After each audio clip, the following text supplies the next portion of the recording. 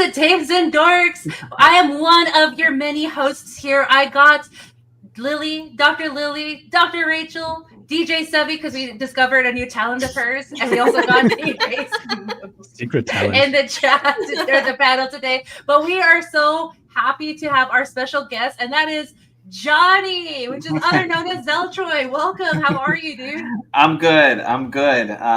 Thanks for having me on. This should be fun.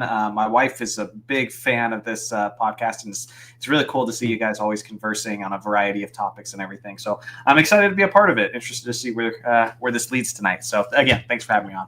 No, of course. I know you've been around and friends with all of us. I was like, no, Johnny's actually has some good points. We need to bring him on.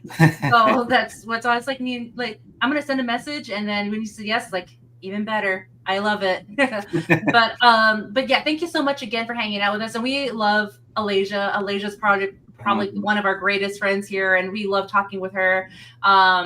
We just love how the community is just connected with each other and just talk amongst us and nerd culture, which we're very kind of passionate about, because some things happen and we're like, no, you guys, we got some things to say. But we got other people here in the chat that got things to say. I'm going to acknowledge the chat, and I'll go back to the panel here. I got the one Nomi, Alasia here. Hello, how are you, Alasia? Love to see you here.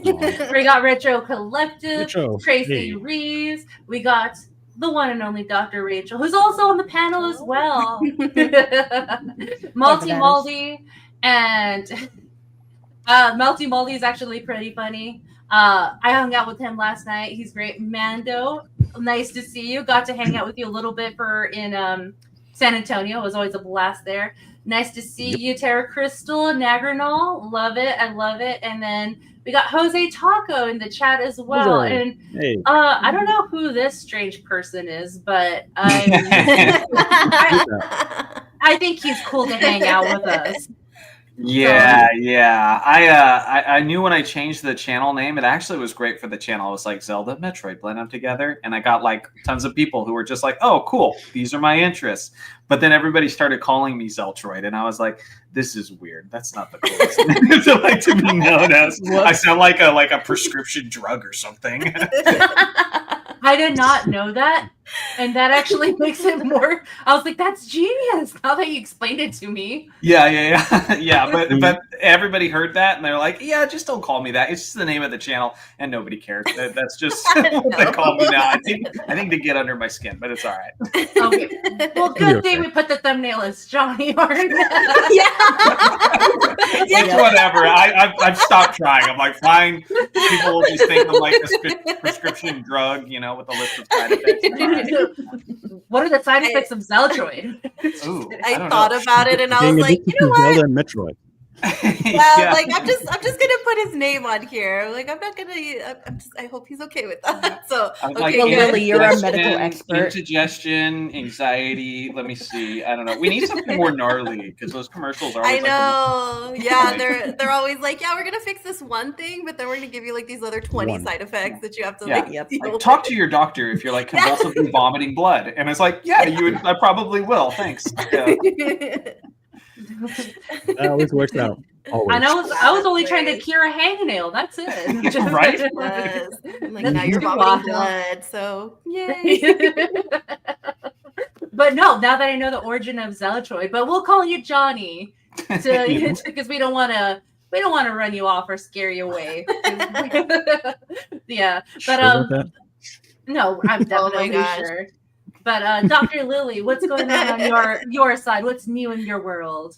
Well, I am coming to you guys live from my X-Wing today. If you guys can see, R2 is up there being super cute. But I'm excited. There's a lot of stuff that's been happening this week, and it's always a good time being here. So I can't wait to get to the topics. It's going to be super good. But I'm super happy to have Jonny here. Yay!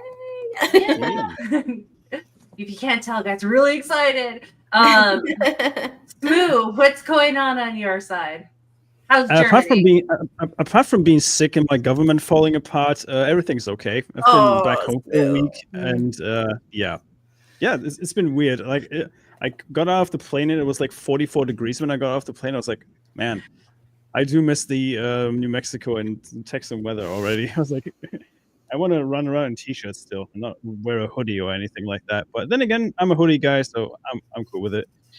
Yeah, I dusted off my old PlayStation 3, so I'm going to be playing some retro games over the weekend. Now that I'm sick off work, off sick for work anyway, so might as well use the time, All right. Well, I hope you heal well from your sickness, from what I hear. But yeah, hopefully that passes on. I mean, I don't sound as rough as the last 2 days, so I'm actually recovering relatively quick. So it's just a traveling flu kind of thing, so it's fine. I'll be okay. Okay. That'll pass on. You'll be okay. Just put a Band-Aid on it. But yeah. Yeah, I'm like, you're not dying, you'll be fine. Yeah, exactly. You're not dying, you'll be fine. You'll be fine. You'll be okay. Just take some NyQuil. You'll be okay. Zeltroid, that'll heal you right out. So yeah, take some Zeltroid. Clear all those symptoms out of here. Zeltroid. There you go. There's your catchphrase. Your medication. But Dr. Rachel, what's going on? What's happening? Not much, just, mostly work stuff, gearing up for the end of the semester. We only got a few weeks left. Like the first week of December is our final week. So just like finalizing grades and all that stuff. And then in the meantime, wedding preparations, always a fun time, but we're looking forward to that. And just realizing how much we have to buy in postage stamps just to send out all this stuff gets really annoying, but it's worth it. It's going to be a great wedding. Otherwise, just trying to do some art stuff. I'm still working on the pumpkin that's been going on for like a month over here. I can never get it finished. Someday, maybe next Halloween, it'll be done. But yeah, just trying to keep up with all kinds of art stuff and whatnot. Okay. Well, look at you, little productive Dr. Teacher Rachel, Professor Rachel Trying here. to. But just don't put too much on your plate where, you know what? I'll just go get a dress at Goodwill. No, I want you to I want you to look the best looking elf at that wedding that you could possibly be. Oh, don't worry. It's going to be very, very nerd themed. Love it. I love hearing your little updates. Those are fun to hear. Well, I can see right there. You're rocking the Even Star. Yeah. Got that for Alasia too. So yeah, nerd girls. Yeah. Jed got this for my birthday. I think I got it for her birthday too, actually. Wow. What are the odds? You and Jed been talking, huh? Yeah. No, we just know what our Lord of the Rings ladies like. So yeah. What a random happenstance. That is we got DJ Sevvy. How are you doing tonight? Any upcoming shows? DJ. That was an accident, so that you guys know. So what happened was my cats today were insane. Usually they have to take some meds because without the meds they're even crazier. So they try to climb up the walls if they can. They'll climb up on top of the doors. They're just very, very rambunctious. So I haven't been able to go get their new meds. So they were just creating havoc everywhere. And apparently one of them changed the settings to my Rodecaster, which I didn't know it had. Apparently, there are these sound effects settings that you have in your Rodecaster, and one of them made me sound like a DJ. Should I turn it on? Robot. Yeah, turn it on. It's hilarious. Yes, turn it on. I think it was this one. Oh God. Yes. I'm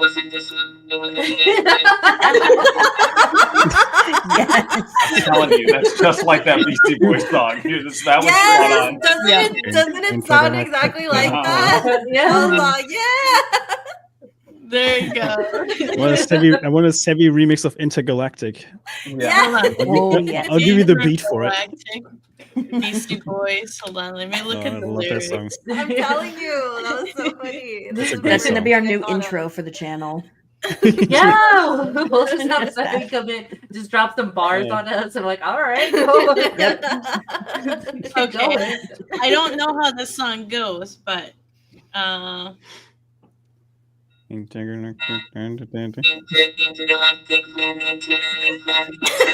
It is close. Okay. Close. There you go. Yes. That is so Yep. cool. I I try love to it. like read it and I scroll at the same time and just do like robot like motion. And this is what I picture a robot doing.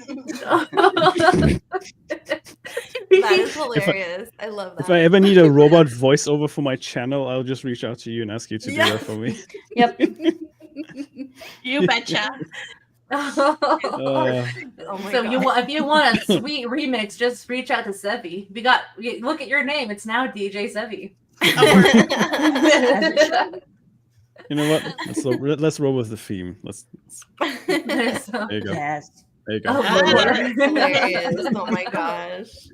Lily or Dr. Lily. You know that. Yeah. I'm like, guys, I don't know how to change any of the settings. I'm probably gonna boot myself out. Hold on, I That's got you, okay. Lily. Hold on. I got you, fam. Yep. Well, fantastic, I'm like, I'm gonna sarcastic. be off. Welcome to Dames and Oh, Dorks, yeah. fantastic, sarcastic. We're off to a fabulous start. Yep. Yeah. The best thing is that is not a Moon School short because we're not in Moon School. It could be a short for Nomi, but not for Moon School. Oh, you could take it. I give you permission to use it for a Moon School thing, just to show off your skills at Moon School. So I give you full permission. Oh my god. Well, there you go, fantastic, sarcastic. Yeah. So welcome. Hilarious. ABF. So, Hey. yay! Nice to see you, ABF. It was fun hanging out with you last night too, man. Guys, like ABF is another real one in our chat, but yeah, I just love that. Very cool dude. I love our hangouts here, guys. I love that we are able to like chat amongst friends. And within chatting amongst friends, we got topics to talk about. And the first one we're going to talk about is Rachel Zegler and opening her mouth, basically. Oh, yay. Yeah. Anytime she Before we opens her start- mouth. Every time. Good I've got a Lord. question for Disney. Why haven't you fired her yet? Exactly. Because Oh her my God. comments are not because her comments are against the right party. Yep. I can, Exactly. you know, She's seeing got that the right picture with the politics. smug look. You see that picture with the smug look, right? I imagine that's the face she pulled when she posted that message out as well. That exact face. Yeah. Probably. She This was is how like, arrogant she is. I Mhm. think it's crazy because it So really annoying. just indicates like the kind of echo chamber she must be in. Like her agent isn't advising her against this. Like Disney is clearly letting her do this and still like, and after things like after everything that happened with, you know, Snow White and how people were losing interest in it, the fact that she's still doing this, it just really tells you like, man, there's no different input coming in from anybody who's advising her. Mm-hmm. no, it just shows that she's also like really well protected, like you said, in her echo chamber, that if everyone around her is okay with this, then yeah, I don't think anything's happening to her. And that really, really sucks. Because when I saw this, like it made me mad, but also this is kind of adding to Gina's lawsuit that Mhm. they just keep proving her point that all of these people Exactly. keep saying whatever the heck they want. And to this point, Gina never said anything close to that. And she got fired. And you have over here Rachel Zegler wishing that all of these people are like never have any peace. And it's like, dude, really? Mhm. Like, and she's not gonna get punished for it. She's not. Mm-hmm. That's the worst part. And he won the popular vote, and they're the party who likes having children. And Yeah. children want to go watch Snow White. Like, what are we doing? Like, talk about not knowing your audience. It's unbelievable. Well, they don't care about their audience anymore. They're making these movies and doing them because they want to boost their own Yep. ego. Mm-hmm. They don't give a damn about who watches it anymore. It's like a vanity project most of the time Yeah. now. Just, yep, that's what it is. Well, Well, not I only mean, that, it kind of shows. I mean, look at the way she looks. It looks like they didn't even put any effort into her costume, her hair, her makeup.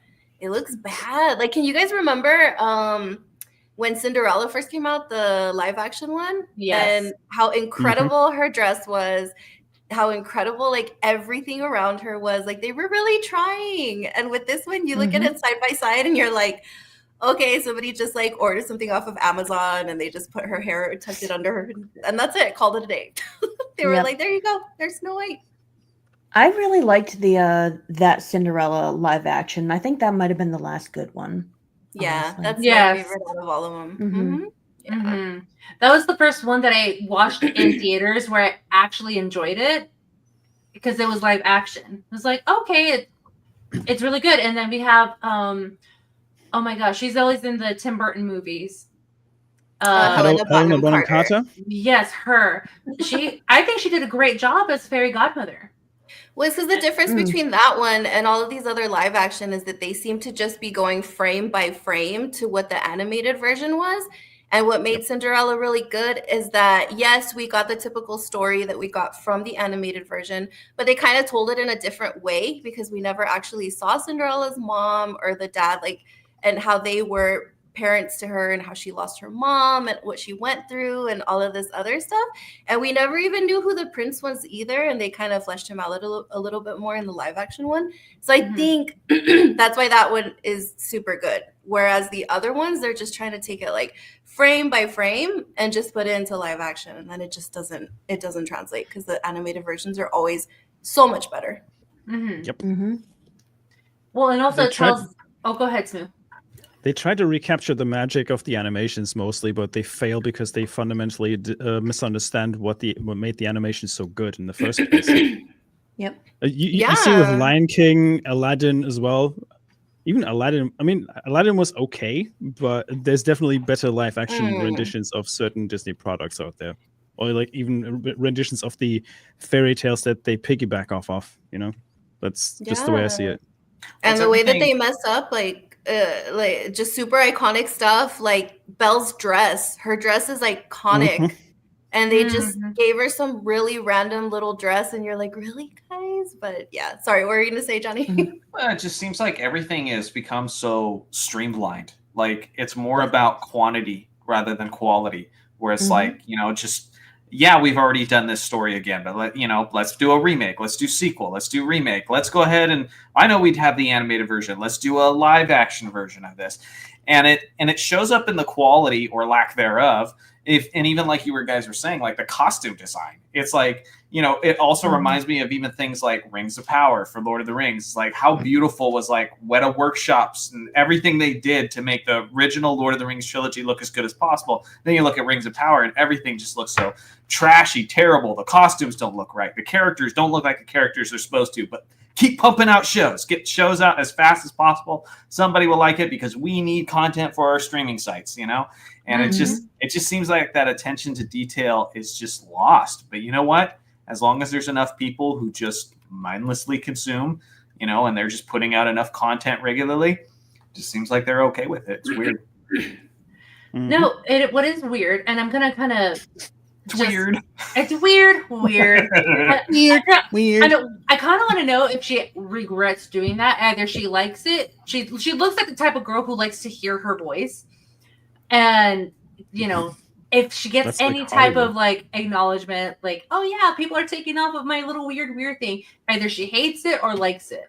I'm curious if she does hate it or like it. But that's just like my own curious thought. But I want to go off on saying, like, you know, Disney just mass produce something because we need to put it on the streaming sites because they're not paying attention to the details of, like, you know, when they first started doing the live actions of Belle's dress being iconic, Cinderella, and then we come to this nonsense, which is that Disney's live action Hercules is now going to be called or titled Hades. Then it's not going to be a Hercules movie; it's a Hades movie. And of course, they're going to make it sympathetic. Yeah, like, first of all, why do we even want this? If they're retelling the original animated film, but through Hades' perspective, why do we want to see this? We've already had the animated version, and Hades made his motivation very clear to us. So I don't understand what there is to tell a story about. This is so dumb. Like, I was so mad when I saw this today. We don't need it. I don't want to feel sorry for Hades. He proved himself to be a villain, and that's all you need to know. And then I don't even want to know the casting and how they're gonna screw that up too. Like, I'm just so over it. I'm so over it. Yeah. Well, then here's the thing. Like, Hades was voiced by James Wood, who is that's an iconic voice, and I loved him playing Hades, and he killed it with like he's a guy. He delivered the anger that dramatic person, him being as Hades, and then whoever they're gonna hire as being the live action can't top it, in my opinion. So I don't even think he can even match the voice to that. So just Disney has no ideas, and then doing this little thing like, oh, we're just gonna title it Hades. What the like? This doesn't draw me to that, because I thought I'm gonna be following the story of Hercules when he first came. Like, if you're following the animated series, where he was found, and then his henchmen, Manic and Panic, or Panic, and the other Pain one, and Panic. Pain and Panic. That's what Pain it and is. Panic. I would watch it if it follows the animation line, but knowing Disney's gonna Disney, and they're gonna like, oh, we're gonna be sympathetic towards Hades because he was misunderstood. The only person I could see pulling off a good Hades is Christopher Judge, and he does Kratos in the current God of War games. Yeah. But that's like a different voice spectrum. Like you could buy the anger that James Woods was portraying in the animated movie, because he does it so well. He goes from very quiet to like freaking out from one moment to the next, and that's why he's been cast in almost every Disney media that came out after this movie, because he was even cast in the Kingdom Hearts games as Hades as well, even up until the third entry, and he's done such a stellar job as Hades up to this point that nobody can replace him. It's like the guy who does the voice acting for Fry in Futurama. He's doing like 4 different voices in that show, and nobody can replace him because of that, because he's voicing so many different characters at this point. Billy West, I think it was. But yeah. And Hades is probably one of my favorite villains in Disney. And the fact that they call this movie Hades tells you all you need to know. They prioritize the villains instead of the actual heroes these days. But that's been a staple with Disney for a couple of years at this point. Well, yeah, they did the same thing with Maleficent. Like, at first, I kind of liked what they did with Maleficent, because I thought, oh, okay, this is a different kind of thing. And I appreciated the story until Disney decided to do this for every single villain. That, no, guys, they're all misunderstood. This wasn't like a one-time thing that Maleficent, this happened to her, and that's why she's like this. And then now, kind of like thinking about it again, I'm like, no, I kind of like the fact that Maleficent had no reason to be this petty, and she just was this evil. Like, we didn't need a backstory to her. A lot of these villains, they're just evil, and that's what you expect from a villain. Like, I don't know if you guys were watching The Penguin on Max, if anybody had seen it. I should watch it this week. But that was a perfect example of how you do your villains. They made you like him at the beginning because you were like, uh-oh, or is this going to be like another sympathetic, like tragic backstory, whatever, blah, blah, blah, which they kind of did give you. But then at the end, he just proved that he's just a bad guy. He did bad things. He's a villain, like straight up and down. There's no arguing it. And that's what we want with villains. I don't want to be able to like sympathize with the villain. I want to be able to see the hero and be like, yes, kick his butt. Like, that's what I want to see. I think there's a place for morally gray villains, or villains who have had an arc where they started out as a sympathetic figure, but they went too far. The problem is everybody's trying to turn literally everything into like Breaking Bad now, where it's like, we must see Walter like descend into madness. And it's like, no, that's not what this established character is. But they're trying to do that with everything, to the point where it's just weird. It's like, why do we have to sympathize with this villain? And it makes me think of even like the movie The Dark Knight. You want to know how I got these scars? Yeah, there's this origin to him. But the most chilling line in that movie was when Alfred is telling Batman, some men just want to watch the world burn. At his core, he is just evil. And that's like the most chilling aspect of his character. You can't explain it. You can't sympathize with it. You can't relate to it. He just is. And they've just lost that. And it is genuinely odd, because it's like, why? Why does every villain have to be relatable? Is this saying something about you guys? Or it's peak projection. Yeah, it is. And that was the point of the Joker, is that we never got any backstories for the Joker. Like, he was just this guy who showed up to like do all these bad things, and you're like, but why? You don't need to know why. He's just evil, and he's just here to like do evil things. But yeah, I don't know. Now they're just taking it way too far. I don't like that anymore. Like, just bring it back to evil villains just for the sake of being evil. I mean, I think that's definitely what they also just try to do with, just with what the new Star Wars was too, is just take something that is black and white, try to turn it gray, try to like, or even like, for example, with the Rings of Power, with the orcs, saying that now the orcs have families and, you know, they're really good and they can choose. It's like, that's not the idea behind Lord of the Rings. That really reminds me of a Babylon Bee tweet that I saw earlier today, where they joked about the orcs going on a sex strike now that Aragorn is king. I thought that was so funny. I was like, it's so spot on. Yeah, that's probably accurate. And also, like, nobody cares. Yep, exactly. But here's the thing, right? They all the same thing, to piggyback off what you were saying with Star Wars. Look at Reva, for example, from the Kenobi show. They tried to make her morally gray, didn't they? Even though she was actually a space Yahtzee, you know? And they're always like, yeah, you have to sympathize with her because she was one of the little ones that were in the were almost executed because of Order 66. I was like, yeah, but that doesn't mean you justify the killing of other people. Like, and the thing is, it's never just a one-way street, you know, because it's one thing to be sympathetic and compassionate towards the villains and trying to understand their story and all that. But no, in the meantime, we also need to make the Jedi look like bad guys. Maybe they're not the heroes they've been painted to be, and they're actually like evil and their stuff. They do this with everything. And it's this point where like, it's like they don't want good and evil to exist. and that's weird. And as a parent, you know, it's like, yeah, let me take my, like, instead of Hercules, a story of a hero, let me take her to a movie about a story that's literally called Hal. Are we serious right now? Oh my gosh, yeah, that's crazy. I don't know. I don't understand Disney anymore. It seems every single time that they release anything new, it's just another L for them. It's unfortunate too, because like going back to Rachel Ziegler, like, that girl is so talented, like beyond all of her opinions and everything. If you heard her sing in that like that prequel to the Hunger Games, exactly, she's incredible. And like Alasia dug that movie, and she got the album, and we were listening to her, and I was like, oh, this is her. This is that little snot. Like, she's good. But this is that little snot. But that's what's so sad about it, is like, you know, it's like that's not even what she's known for. I would love to appreciate her talent, but because she constantly is telling more than half of the audience that she hates them, you know, it's like you can't even appreciate those things. It's like people don't even know those things because this is what we know about you, and they don't care to learn anything about you any further. Yeah, that's the sad thing, is that she doesn't need to go the extra mile to do all of these things. She would be recognized and get the attention that obviously she craves if she would just show off her talent. Because I had seen snippets of her in the remake that they did for West Side Story. And yeah, she has a beautiful voice. I will not take that away from her.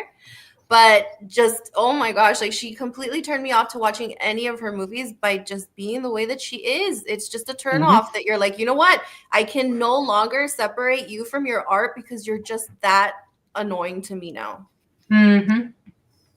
Yeah, I mean, she poisoned her own.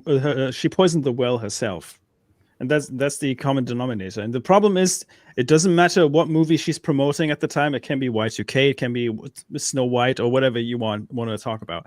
She's killing all the goodwill that the movies probably had at this point. And most people don't even know Y2K is actually coming out soon. I was gonna say she's in that new movie called Y2K about before. With Fred Durst. Yes. Fred Durst.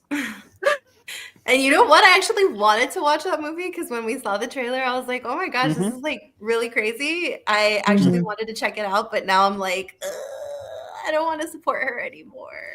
Would anybody describe themselves here as like the kind of person who tries to separate the art from the artist? Like, is that something? Because I think always a funny, like a kind of an interesting thing about that conversation is, where do you draw that line? Like, because it seems like for most of you, Rachel crossed that line a whole long time ago, where it's like you can't separate it anymore. You know, for me, like one of those characters, my Rachel Ziegler is like Will Smith.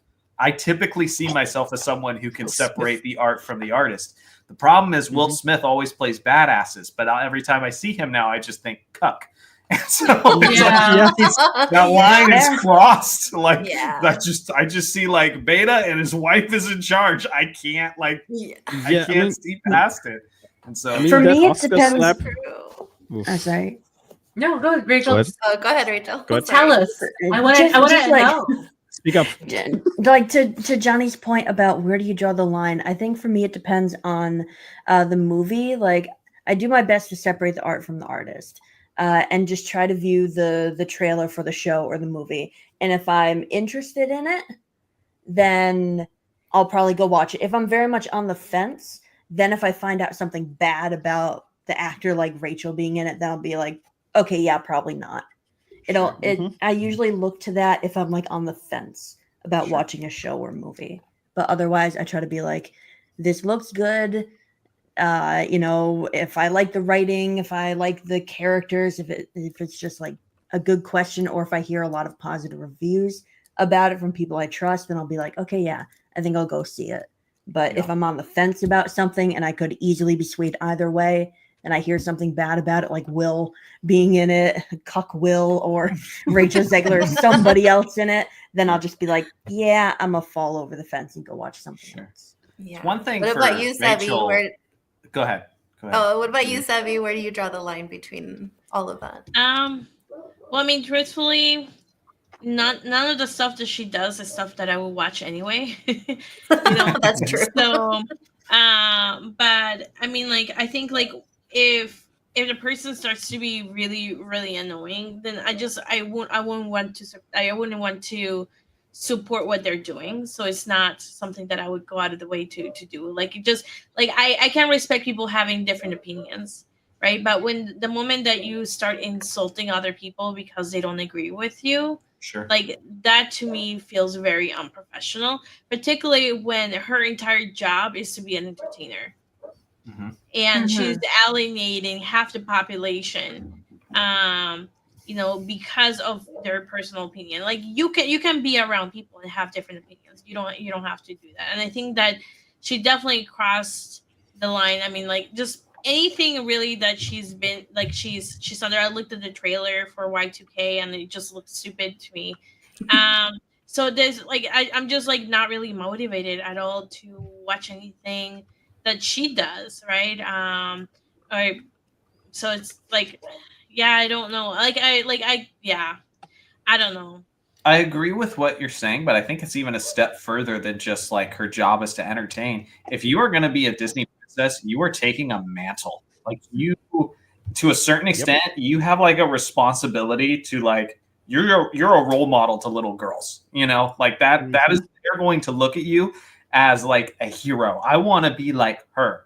And when anything they ever see when you're not actually on screen portraying Snow White is just, I hate you people. It's something parents are going to want to expose their daughters to when they want them to have, wholesome role models, And so I think it's because of the role she's playing in this specifically, it takes it even a step further where it's not just like your job is to entertain. Like you should take this role with pride, understanding how many millions of girls are going to be looking at you and saying, I want to be like her, And that's the thing. That's the thing. Like, I wouldn't want to expose my future daughters, to her as like, she is a great figure to follow. Like she's done nothing to prove like I can be this great example to your daughters here, guys. If anything, you should actually take her as an example of behavioral studies, right? Like this is how you don't act in public. If you are in a public person, you're an actor and whatnot, because you have a certain responsibility about the way you carry yourself and the way you talk in public. Good, you can have your own opinions, don't get me wrong, but the way she does it is just such a snarky attitude about it, and she thinks she's like all high and mighty and stuff. And I think that's the biggest problem that she has. If she would be a bit more grateful towards the audience, like, hey, thank you for supporting me, thank you for stopping by and see my movie, we wouldn't even be talking about her right now. Mm-hmm. It's just because of her attitude that she has towards people and the alienating like half the country with her statements, how we got to in this position in the first place. And that's the biggest issue.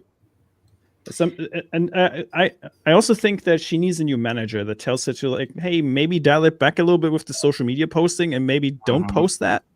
It was because that would help her a ton.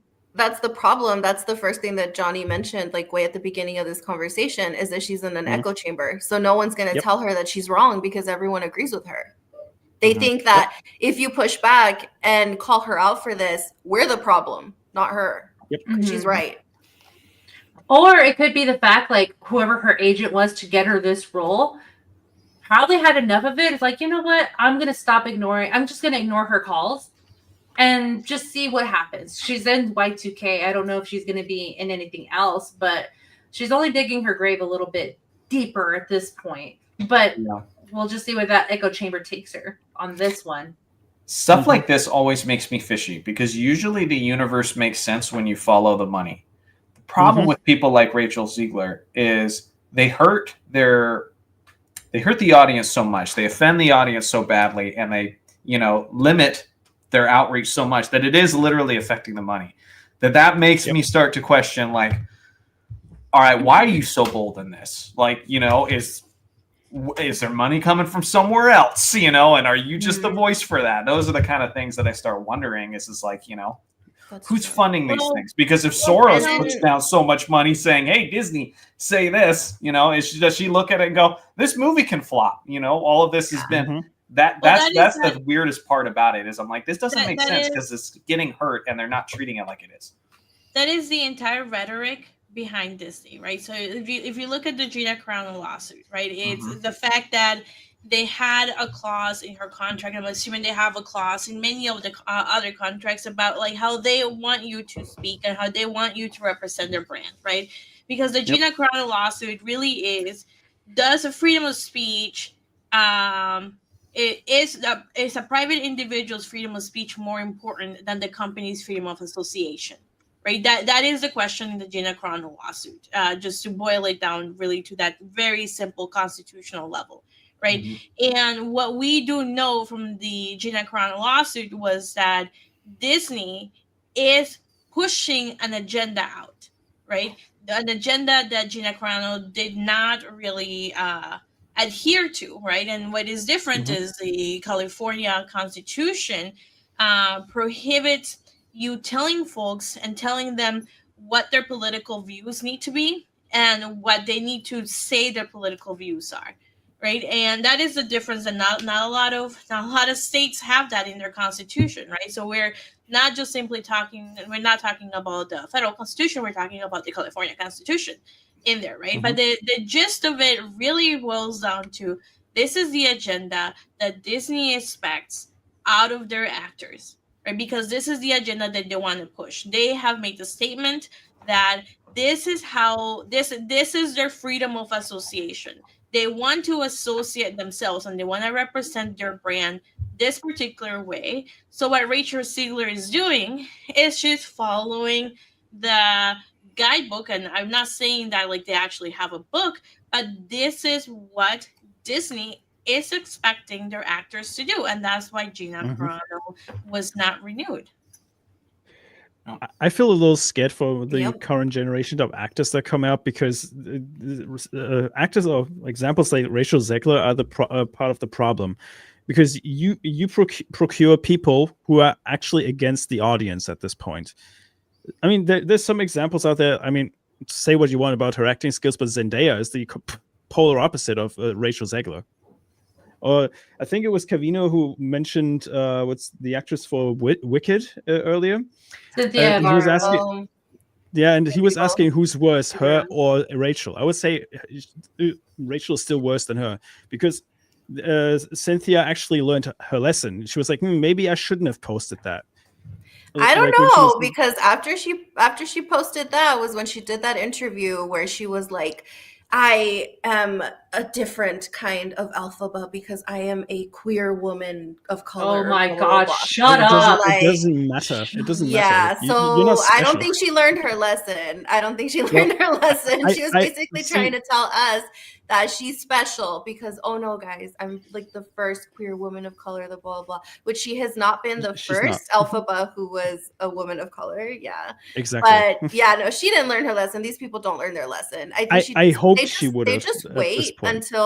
They just wait until everything settles down and then they just go crazy again. What I was gonna say is that in the difference between like what Rachel Zegler said, because this wasn't the only thing, there were like 4 things that she put up that she went on and on and on. This is the difference between her and somebody who doesn't agree with the outcome of the election, who was more classy about it. So Ariana Grande actually posted something after the election results came out, and all she said was holding the hand of every person who is feeling the immeasurable heaviness of this outcome today. That's all she said. She didn't need to go and attack everyone. She didn't need to say that this was stupid and these are the reasons why. And she didn't have to say, yeah, and if you're my fan and if you voted for Donald Trump, like I hope that you suffer and blah. She didn't have to say that. We know that she's not in agreement with it, but she does it very classy. She just had to make one statement. Everyone knows what she's talking about, and that's it. No one's going to question her. Yep. But now Rachel put her foot in her mouth again and made herself look like an idiot all over again, and she's in the news again. Like, I don't understand. Like, even if Disney is letting her do this, I don't understand how you yourself don't think about it and you go, you know what? Maybe I'm not gonna post this and like drive everyone crazy again. It's because of groupthink. I mean, that is, the psychology behind it, right? Is them versus it. Yes, Smu, I do need to go. I'll just say the statement and then head out. It's because of groupthink, right? That is the entire epitome of how we form groups, how we connect to other people. Is we identify who is us and who are they, right? And it is how and how they decide to do it is they identify themselves and they identify the rest of the people that disagree with as them, and they just viciously attack them, right? That's the big difference of what Rachel Ziegler is doing and what a lot of people like Rachel Ziegler are doing, right? But I do have to head out. I'll give myself the outro if you don't mind. Yeah, take it away, Sevvy. Thank you guys for having me here. Much love. Don't forget to like the stream for Nomi's sake and leave a comment. Let's get her monetized, you guys. Much hearts for everybody. Bye, everybody. Bye, Sevvy. Have a good evening. Bye. I can't wait to see that short of you rapping. So. With the DJ voice. I hope she does it. I really hope she does it. I really hope she does too. That's gonna be so hilarious. Yeah.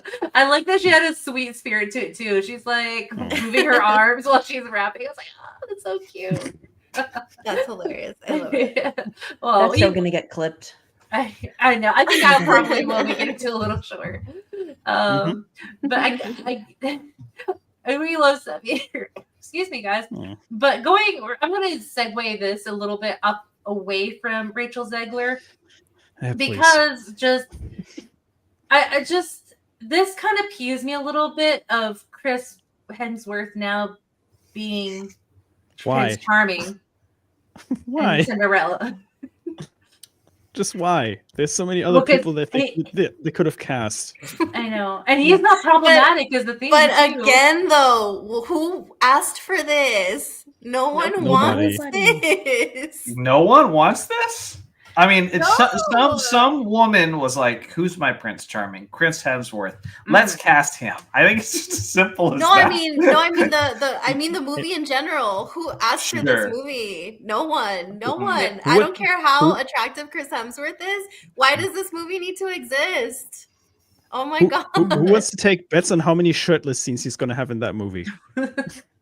Yeah, and it's a Disney movie. They're ruining the whole point of a Disney movie. Exactly. There was once upon a time where I would be like, Smu, like, there's not going to be shirtless movies in this Disney hits. But now I'm like, I saw The Acolyte. I saw how they wrote that scene. Star Wars now. So I saw the way she was looking at a naked guy in a Star Wars movie, in a Star Wars show. I take it you haven't seen Agatha then. Ooh, no, I have not. Yeah, Be that was glad. a full, Be glad. That was a full shot from the back. Yeah, like completely nude. Yeah. Yeah, I was good with not seeing that, but yeah. To be fair, that's not Star Wars. That they made that for like single older cat ladies, and that's probably who watched it and who like enjoyed that scene. It is true. But isn't it rumored that they're trying to make Marvel and Star Wars kind of be in the same universe? Like, please don't do that. No. I can't remember where I read that. No, but it's a rumor that I heard that they were trying to find merge the universes. Yeah, merge the universes together. Yeah, I heard that too, and I don't like that. I know, that's the thing. Like, so they're two IPs you can't merge because it's their own story. The question is, if they merge these two together, is it truly a galaxy far, far away then? And not anymore, right? No, In theory. No, it's not. The only context where I would be okay with that is if it was like its own little bottle, like Marvel Comics back in the day. They turned it into a show too, where they'd have Marvel's What If. So they'd be like, what if this character fought this character, and then wrote it, and it was basically like a multiverse type thing where it's like, let's just justify Wolverine and Spider-Man trying to kill each other and like write a little story about it. But if they're doing it in such a way where all of it is connected, it's terrible, because we're running into this issue in all forms of entertainment where everything's becoming multiverses, where there's almost like no stakes anymore. There's no suspense because if he's dead in one universe, he's alive in this universe. Yes, he's Tony Stark, and yeah, he's gone now, but now he's Doctor Doom. You know, it's like there's no stakes because anything can happen. Anybody can be brought back. Any of these characters can meet each other, and there's an infinite amount of versions of these characters. It's so tiresome, and it means there's no weight to any of it. Yeah. Oh, go ahead, Smu. Like I said, there's not that many people you can see in the role of Prince Charming. I mean, I don't get me wrong, I like Chris Hemsworth, but he's so overcast in a lot of things these days. I want to see some fresh faces for a change. Somebody who's like Chris Pratt. Chris Pratt is Garfield. He's Mario. All right, sorry, Pedro Pascal. He's Emmett from Lego Movie. Yeah, he's in the Lego Movie. Lily would approve of that one. Of what? Pedro as Pedro Prince Pascal. Charming? Pedro? Yeah. No. No. Who would Cast you Glenn Powell. cast? Make Nomi happy and cast Glenn Powell. Yes, please. No. It's because it's Prince Charming. Aren't they supposed to be like, not to make fun of like all of our men that we like here, but isn't he supposed to be like young? Like all of these guys are a little too old to be playing. I will say Prince Glenn Charming. Powell would make more sense from that perspective. Like Hemsworth is what you describe as a hunk. Like he's just this big brutish hunk, you know. And Glenn Powell's a guy who's charming. You know, he's a charmer. You know, that would make more sense. He's charming in the wrong way, though. She's like, yes. Yeah. He's charming in the wrong way, though. He's trying to charm you into the bedroom, not charm his way into your heart. That's how I see Glenn Powell. This right here. Yeah. You need someone young. But I just want to know I'm sorry, but like the story. Prince Charming is not a real character. He's an object of affection for the girl. He's That's a side really character. He's like the main side quest character at best. He's the main quest for Cinderella. Like, think about it. What is the story gonna be? And then also, like, knowing his story in the animation, he's a prince and he's well off in a kingdom and has a loving dad. Disney doesn't like that. Like, Disney doesn't like dads who are supportive of their kids and have proud sons and raise them right. Why did they cast Chris Hemsworth? Is it they could easily rewrite that. They'll change that. That's not going to be a part of the live action story. I highly doubt that. See, I'm curious if they're going to turn if they're going to turn a Snow White and the Huntsman out of him, like, you know, make him more action heavy, make him look like a complete badass, like being a warrior and stuff. I could see that's how they're getting me and you in the theaters. Exactly, yeah. And that's the only reason I can see ass. That's the only reason I can see them casting Chris Hemsworth as Prince Charming, because they need to make something action heavy to make him interesting. Because what has Prince Charming going for him? His looks, yeah. His royalty, okay, yeah. But that's it. We don't really know much about him. up to this point, right? Because he's not a real character. Yeah, exactly. We don't need to. I don't- We don't need to know anything about him. Like Exactly. It's so weird. Mm-hmm. It is weird. And Very weird. I was gonna go the weird thing. It's like, no, I think I'm weird.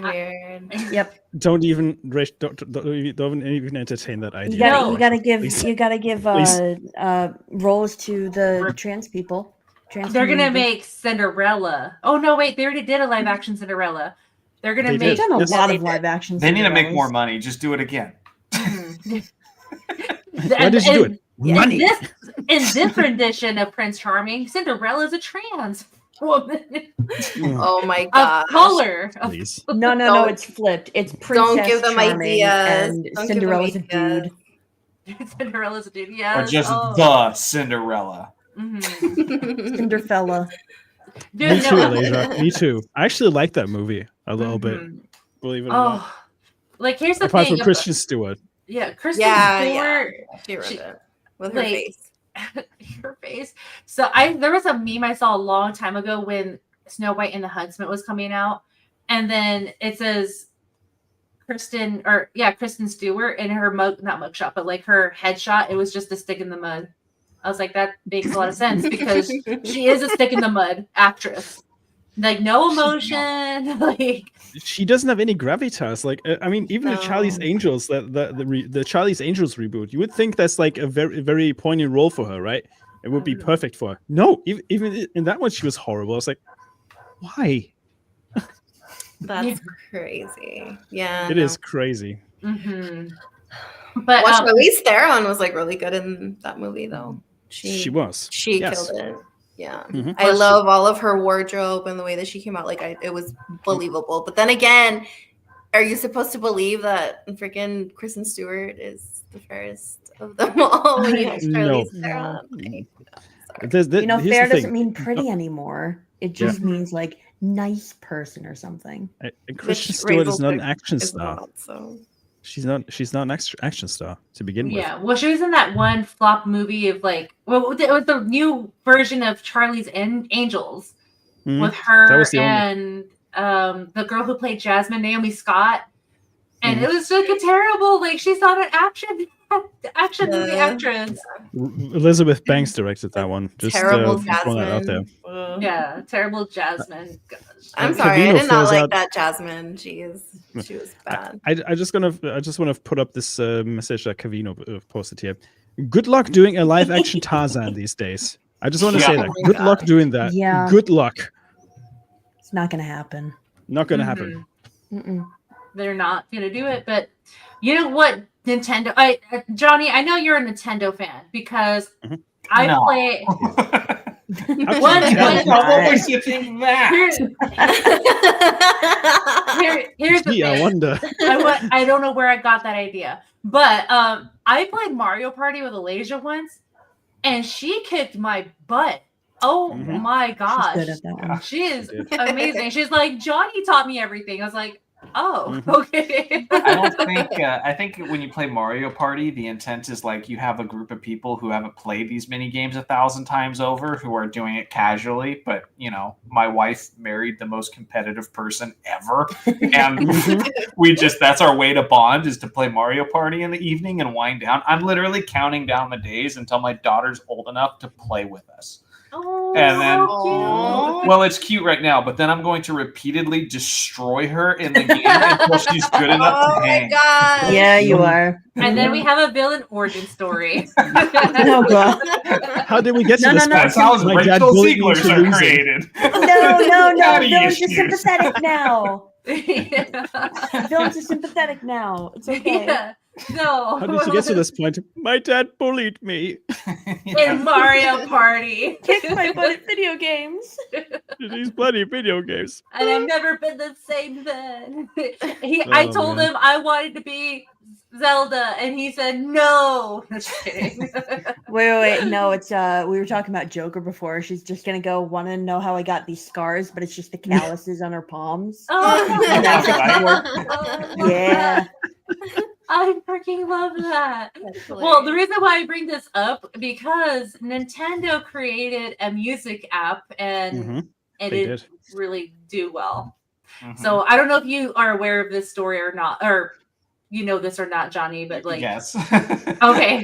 I tried downloading it within the first 10 minutes of the announcement, so Come on, Nomi, come on. I want to make sure I gotta cover my bosses. I'll share my point when you're done, but it's like sweet and sad at the same time, the fact that this app's even a thing. But go ahead.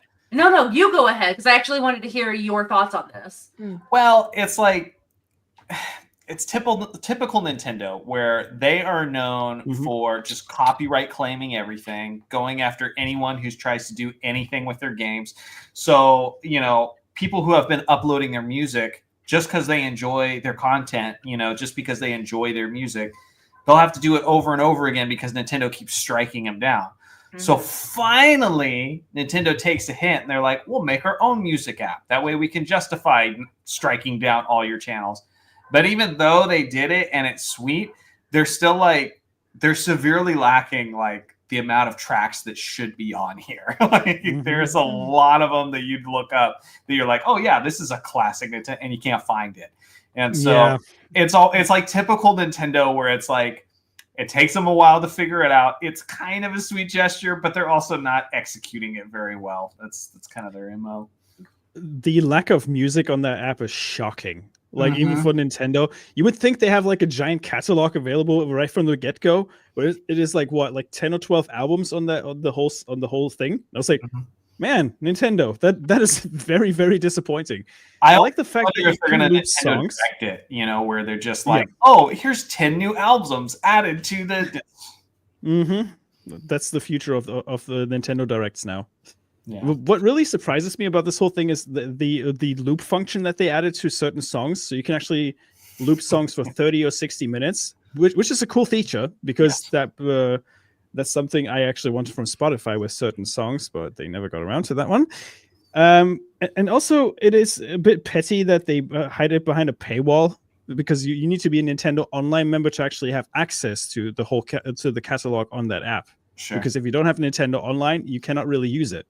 Sure. It kind of sucks, but Nintendo's learning at least. But I hope they will upgrade that catalog at some point, because I'm kind of getting sick and tired of listening to the same 2 or 3 albums over and over again. Yeah, for sure. But I've always liked the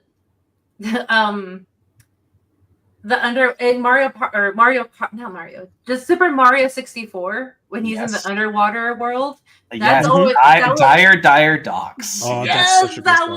That was my favorite. It's like a spiritual experience for me and you, because I have that playing. My wife's so cool. Whenever I'm tense or angry or sleep deprived. And sleep deprived has been a big thing lately. And she's like, Johnny needs to calm down. She'll put Nintendo music on in the car. She'll be like, he needs a Zelda playlist. Here's Skyward Sword. And Dire Docks is one of those. And I'm telling you, it just changes the mood. It's just, this is the most peaceful water level of all time. Yeah. So growing up, this is just a background story of my life. But growing up playing Super Mario 64, whenever I played that world, that music, my dad loved it. He's like, can you just be in that world while I nap? I remember that. He's like, just have the I'm gonna have the volume really loud, because it was so soothing for him. He would knock out in a minute after I would just be in it, just kind of swimming around. And I wouldn't even do the course. It's just me swimming around. My dad would listen to it. Yeah. So that's one of my fond memories of Dire Docks, is because my dad liked listening to it, and he'd always ask, even if I'm not playing it as well, my dad will always ask. He's like, "Can you go play that course?" I was like, "Of course, Dad gives me a reason to play this game." So. Yeah, so hopefully, I know, Zelda is going to be very well loved and have these amazing background tracks in her life. If you're already doing it, you're doing a good job parenting Johnny. And Alicia. Yeah, no, for sure. I can't. Never mind. Her.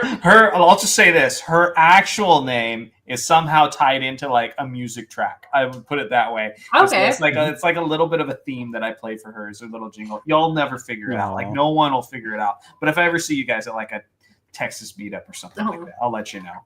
So, hold on. I'll put it in the private chat because I want to say something because I think I might know, but like, nah, I don't this think is you just do. like, no. I don't think you do. But yeah, I just like thought that was a little silly of like Nintendo to do that. And then, hey, Jessica, nice to see Jessica, you hey. here.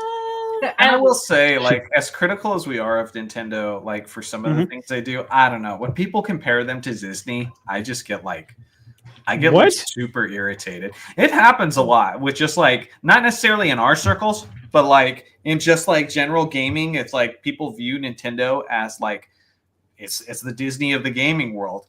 And when it comes to like, you know, I don't know, like the messaging in their game, if they just focus on like wholesome messaging, and I can't wait to share these things with my daughter for that reason more so than anything else. Like I would love to share like Disney princess stuff with her, and we will, the classics and all that.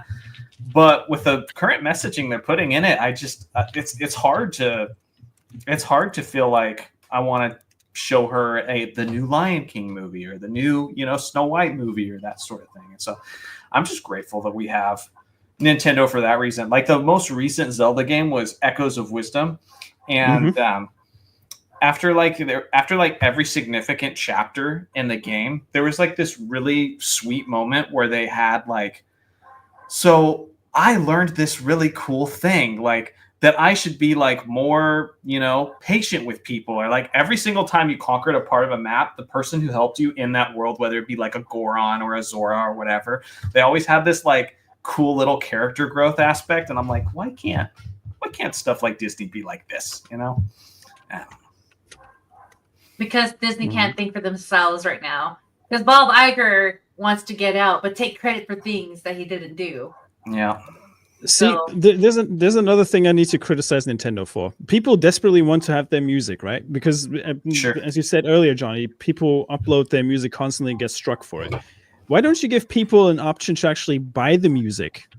Like there's so many instances, like I think it was back when Smash Brothers for Wii U and 3DS came out, when you bought both games, you got a copy from the soundtrack or like a sampler of it.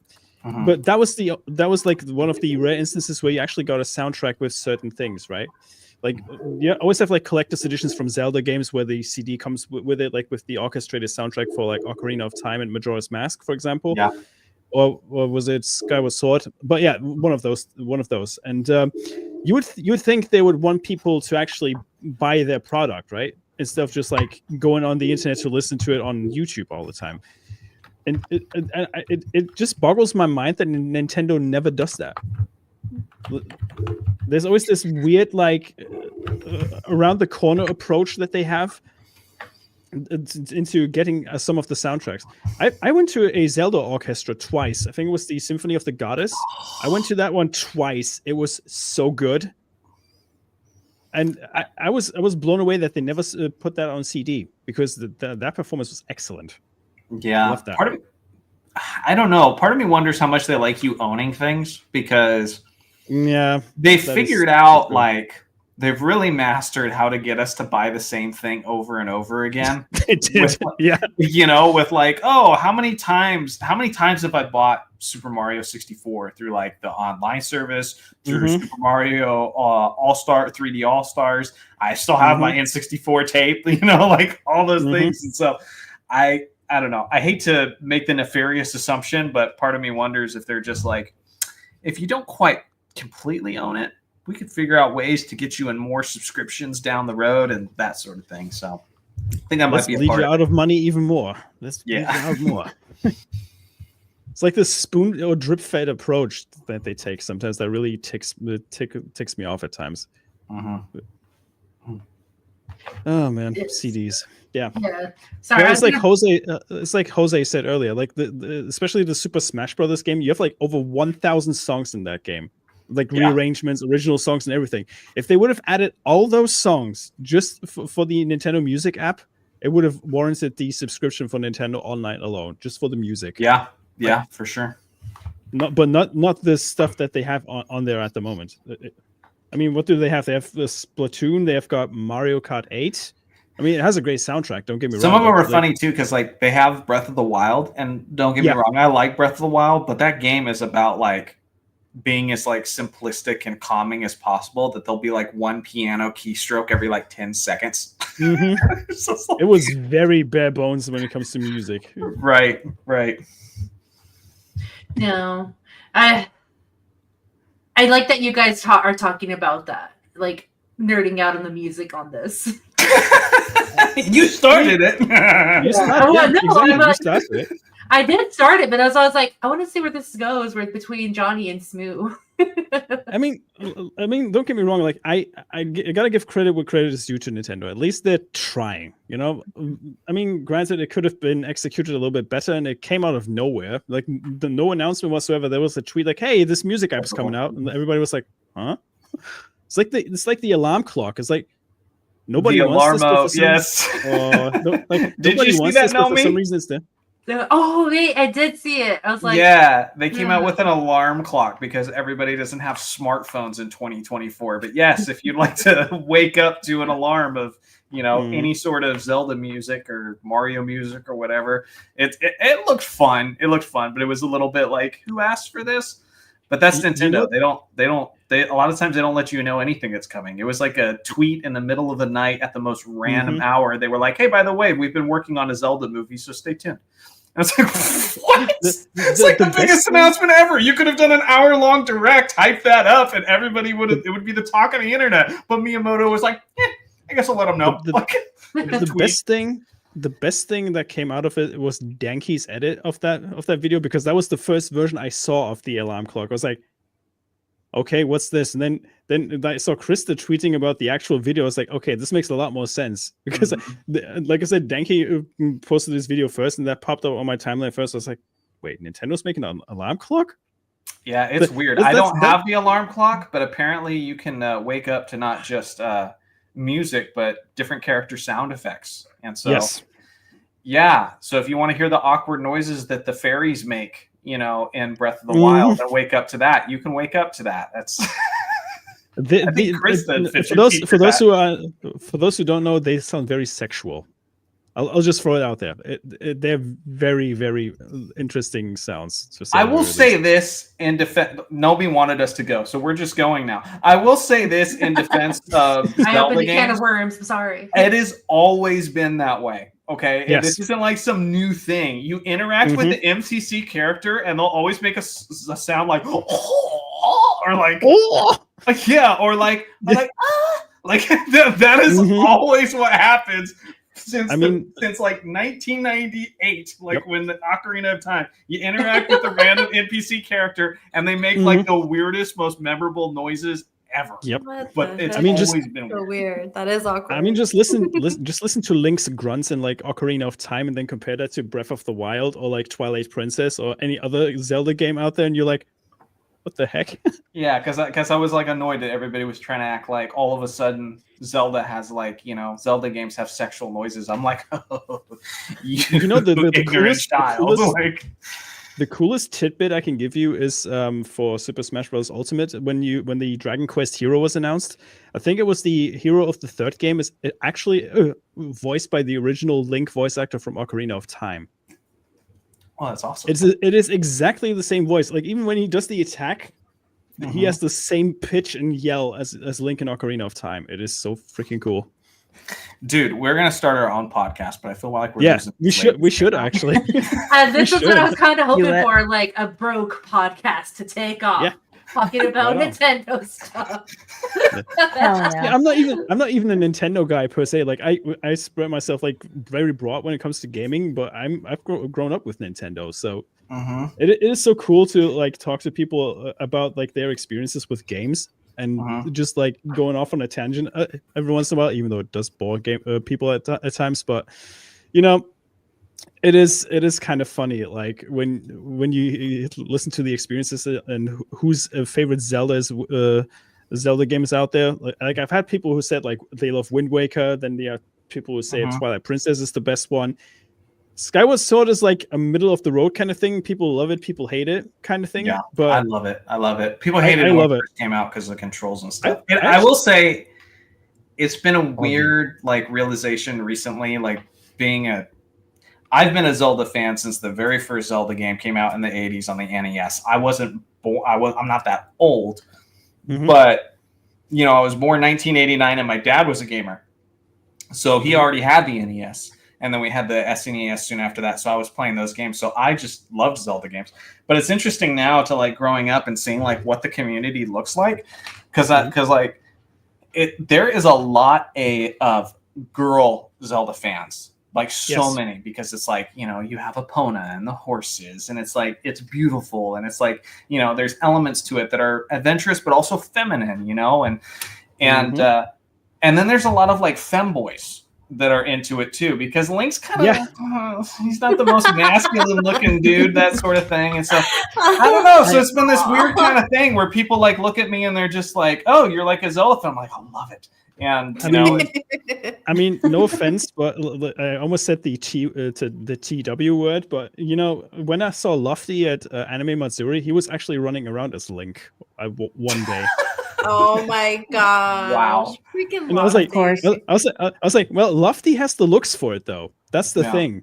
He does. Yeah. He comes very close to Link, and you just need to like get the hair right, and then the outfit, and you got a perfect Link cosplayer right there. Yeah, but like I was like a jock, super competitive. I'll trash talk, and like all that. Huge into like firearms and that sort of thing. Like I'm a very much a guy's guy, but then I like Zelda. I'm like, I don't want to play Call of Duty. I want to play Zelda. And I'm like, what is wrong with me? Yeah. Like, where are I don't have friends in this community like this. It's weird.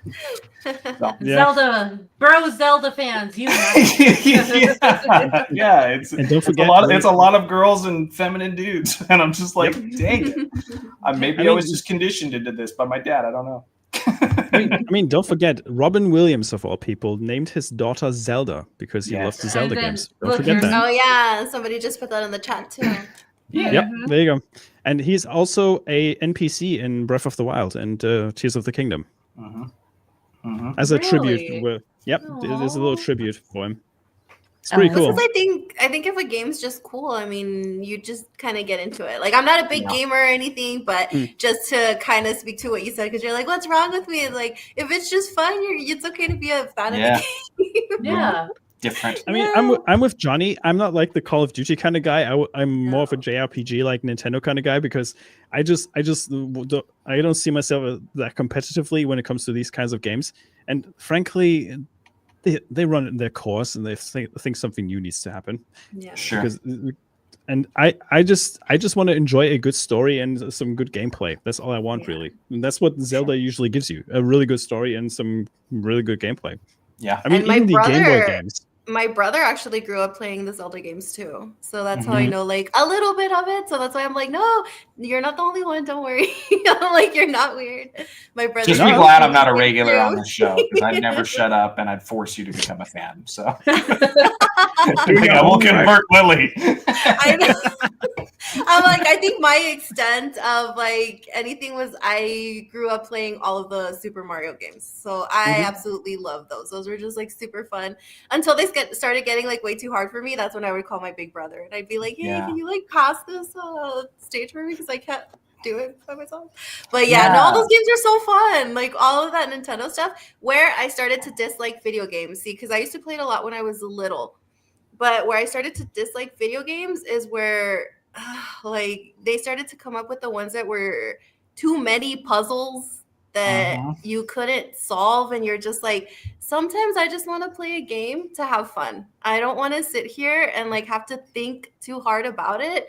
I know there's a lot of people that do like all the challenging stuff like that, but for me personally, like playing something like Super Mario just for me to have fun is my kind of thing. That's why when Pal World came out, I was like, this is like my kind of thing. I just want to go beat up these cute little things and like capture them. That's all I want to do. I don't want to think about it Beat them into submission. Hard. Yes. Yeah. I do think that needs to be sorry. Oh no, I was just saying, like, I sometimes I just don't want to do the puzzles. Like, and I do think that's like a weird thing that like they don't prioritize enough in the gaming industry. Is like, I remember, and Smu, yes, if you've been into gaming forever, you probably remember this. Remember when we were kids and like the Nintendo 64 and the Dreamcast first came out, and we're just like, oh my god, there's too many buttons. Like, it's like, how am I supposed to, like, what? There's a stick, there's all these C buttons. Like, it was overwhelming. I was so overwhelmed. Yeah, 4 buttons and a directional pad and everything. And I feel like there should be still games that should come out for, like, I don't know, just more like, I love my competitive games. I love my puzzle games. Zelda is very much puzzle games. But that's easy on, like, beginners and that sort of thing. Because I have an example. Like I said, my dad was a gamer. He had the original Nintendo. You had the directional pad on the left. You had an A button and a B button. Start select. That is it. That is, there's like, in total, there's 5 buttons on the controller. And that's how my dad first played Metroid. And that's how I fell in love with Metroid. And he loved that game. You know, platforming, side-scrolling, all that. So then this game comes out called Metroid Dread. You know? Oh, yeah. Super cool game. Very awesome. They did such a good job marketing that game. But there's a lot of buttons on the Pro Controller. And I was like, all right, Dad, I want you to play this game. It's like it's a new Metroid game. It's going to be like good old times. Like my dad basically had an anxiety attack whenever those robots, the Emmy robots, were like chasing him because there was too many buttons. And he's like, I don't know what to press. And he kept trying over and over again, kept dying, to the point where he was just like, I don't really want to play this. I'll just watch you play it because I don't know what to do and I get scared. Especially if voices are raised, like, okay, now I'm just scared because now I don't know what to do and it's all my fault. Exactly. It's kind of funny because I think we're touching on kind of like a big debate in, like, gaming, is like what games should be and who they should be marketed to. Like, some people think games are meant to challenge you. Some people think games are meant to relax. To me, I'm like, there should be games for everyone, like any market. And if you're telling me Dark Souls is too hard, therefore make it easier, I'm like, Dark Souls is not for you. There's plenty of easy games. Go find those. Exactly. Yeah, but Dark Souls has its fan base. Don't mess with them, you know? And so that's the thing. I think there should be, like, all these types of games, and there should be fun modern games that come out that only require 4 buttons, you know? Yep. Yeah, exactly. And that's what I'm talking about, because I see a lot of people in the chat are bringing that up too. Like, oh, you just want, like, an easy mode or whatever. Well, yes, and that's my thing, is because I have a very stressful job. When I get home, I don't want to think. I literally don't want to think. But if you want to play a video game that's super difficult and your thing is that you want to challenge and you want to solve the puzzles, go for it. I'm not telling you to, like, not do it. Me personally, that's not what I'm into. Like, if I want to just get home and do something super easy and you think that's a stupid game, well, then don't play it. It's not for you. I'm playing it. You go play what you like and I will play what I like. Yeah, exactly. I mean, there's a reason why the genre cozy games actually exists. Like, I mean, if best example I can think of is Animal Crossing, like Alasia said down below. But also, like, if I'm thinking about the games I've played recently, like Golf with Your Friends is pretty calming as well, even though the physics are very frustrating. But there's a good reason why you have these kind of niche games still, because they're not for gamers, right? Because that's what, like, Dark Souls, like Elden Ring and all that stuff, that's for, like, the hardcore people who love to punish themselves over and over again. That's the way I see Souls games, because I'm not good at them. But, you know... That's coming from someone who plays fighting games for fun. Well, yeah. Anyway, puzzle games are also quite fun. I love the Professor Layton series, for example, on the Nintendo DS and 3DS. Those were pretty good. Or even the Phoenix Wright games, where you have to, like, piece together, like, the evidence to nail a culprit. Those were pretty good too. Yeah. And Farming Simulator, yes, that's also a good example. Yeah, I've kind of been actually eyeing that. It's like, I kind of want to be a farmer. Honestly, like freaking Jay and his, like, lawnmower one, like, that is so freaking hilarious to me. That he's like the number one. I want him to do the Power Wash Simulator, because I've seen so many videos of that. I'm that weird person who thinks it's so relaxing, just, like, watching all the dirt wash away. I've got a game for you, Dr. Rachel. Visually relaxing. Have you heard of a game called Serial Cleaner? Oh my gosh! It is literally a guy running around with a mop and a bucket, cleaning up the scenes of a shooter after the guy went through the levels and killed people. It is so freaking funny. You have to like mop up all the limbs and get rid of all the bloodstains in the level. How the hell is that anything sounds she fun. said give you the idea that that's what she wanted? I'm Oh, so Power Wash confused. Simulator. I would do that. I'd probably do that one. He's like, I like cozy, calming games. He's like, body parts, blood everywhere. House I'm like, Flipper. wait, House what Flipper- game House was Flipper's a good this? example. Like, wait, what game Serial, was this? serial cleaner. Serial Serial- cleaner. I'll see if I can find a link for you, Lily. It is pretty funny, actually. I will play it and I will report back to see how. If we don't hear back from Lily in a week, we're like, oh, she's doing cereal washer. Yep. Can you imagine? I'm gonna be like, guys, this is the coolest game ever, and then you guys might need to be a little bit worried. Mhm. Lily, She's gonna be like playing Gabe. that during. She's gonna be playing that during the stream next week. I know. Damn it! Just getting frustrated over and over again. Well, it's like that. It's like that one game that came out that I never got to play it. I don't know why I never tried it, but remember the one that came out that was like a surgery simulator or something where it was super, Oh, yeah. that weird yeah. one, right? The one where you had to like transplant something, but it was super sensitive, so you try to Wasn't pick it it up. Surgery And, Simulator? Was it yeah, Surgery and it would just Simulator? like Yeah. it would just flick body parts all over the place, and it Yeah. just was not. There's a co-op variety where every player coordinates one hand, and it's utter Oh, chaos. boy. Yes, it's That's chaotic. chaos. I always wanted to play that, and I don't know why I never did. But I would just watch like other people playing it, and I'd be like, "This is so chaotic." It looked fun. So I guess like the Wii had a surgery cave. Yes, they did. Trauma Center or something like that, wasn't it? I don't know, but it's been a while. But Trauma Team, I think it was, or Trauma Center. It was something like that. well, I want to play all these game simulators now because it does relax me. Because Rachel's like, I watched the power washing one, and that does relax me. And that's what kind of got me interested. Like, I kind of want to play games because I watch. There's a game called. I've got a game for Lily. I think it's going to be very interesting. It's called Stanley Parable. It is literally a guy called Stanley who lives in an office, and the narrator comments literally everything you do. Why? It's Tell fun. him, I've Rachel. played that one. Oh, I've played that one. no. It is ridiculous. You have so many choices you can do.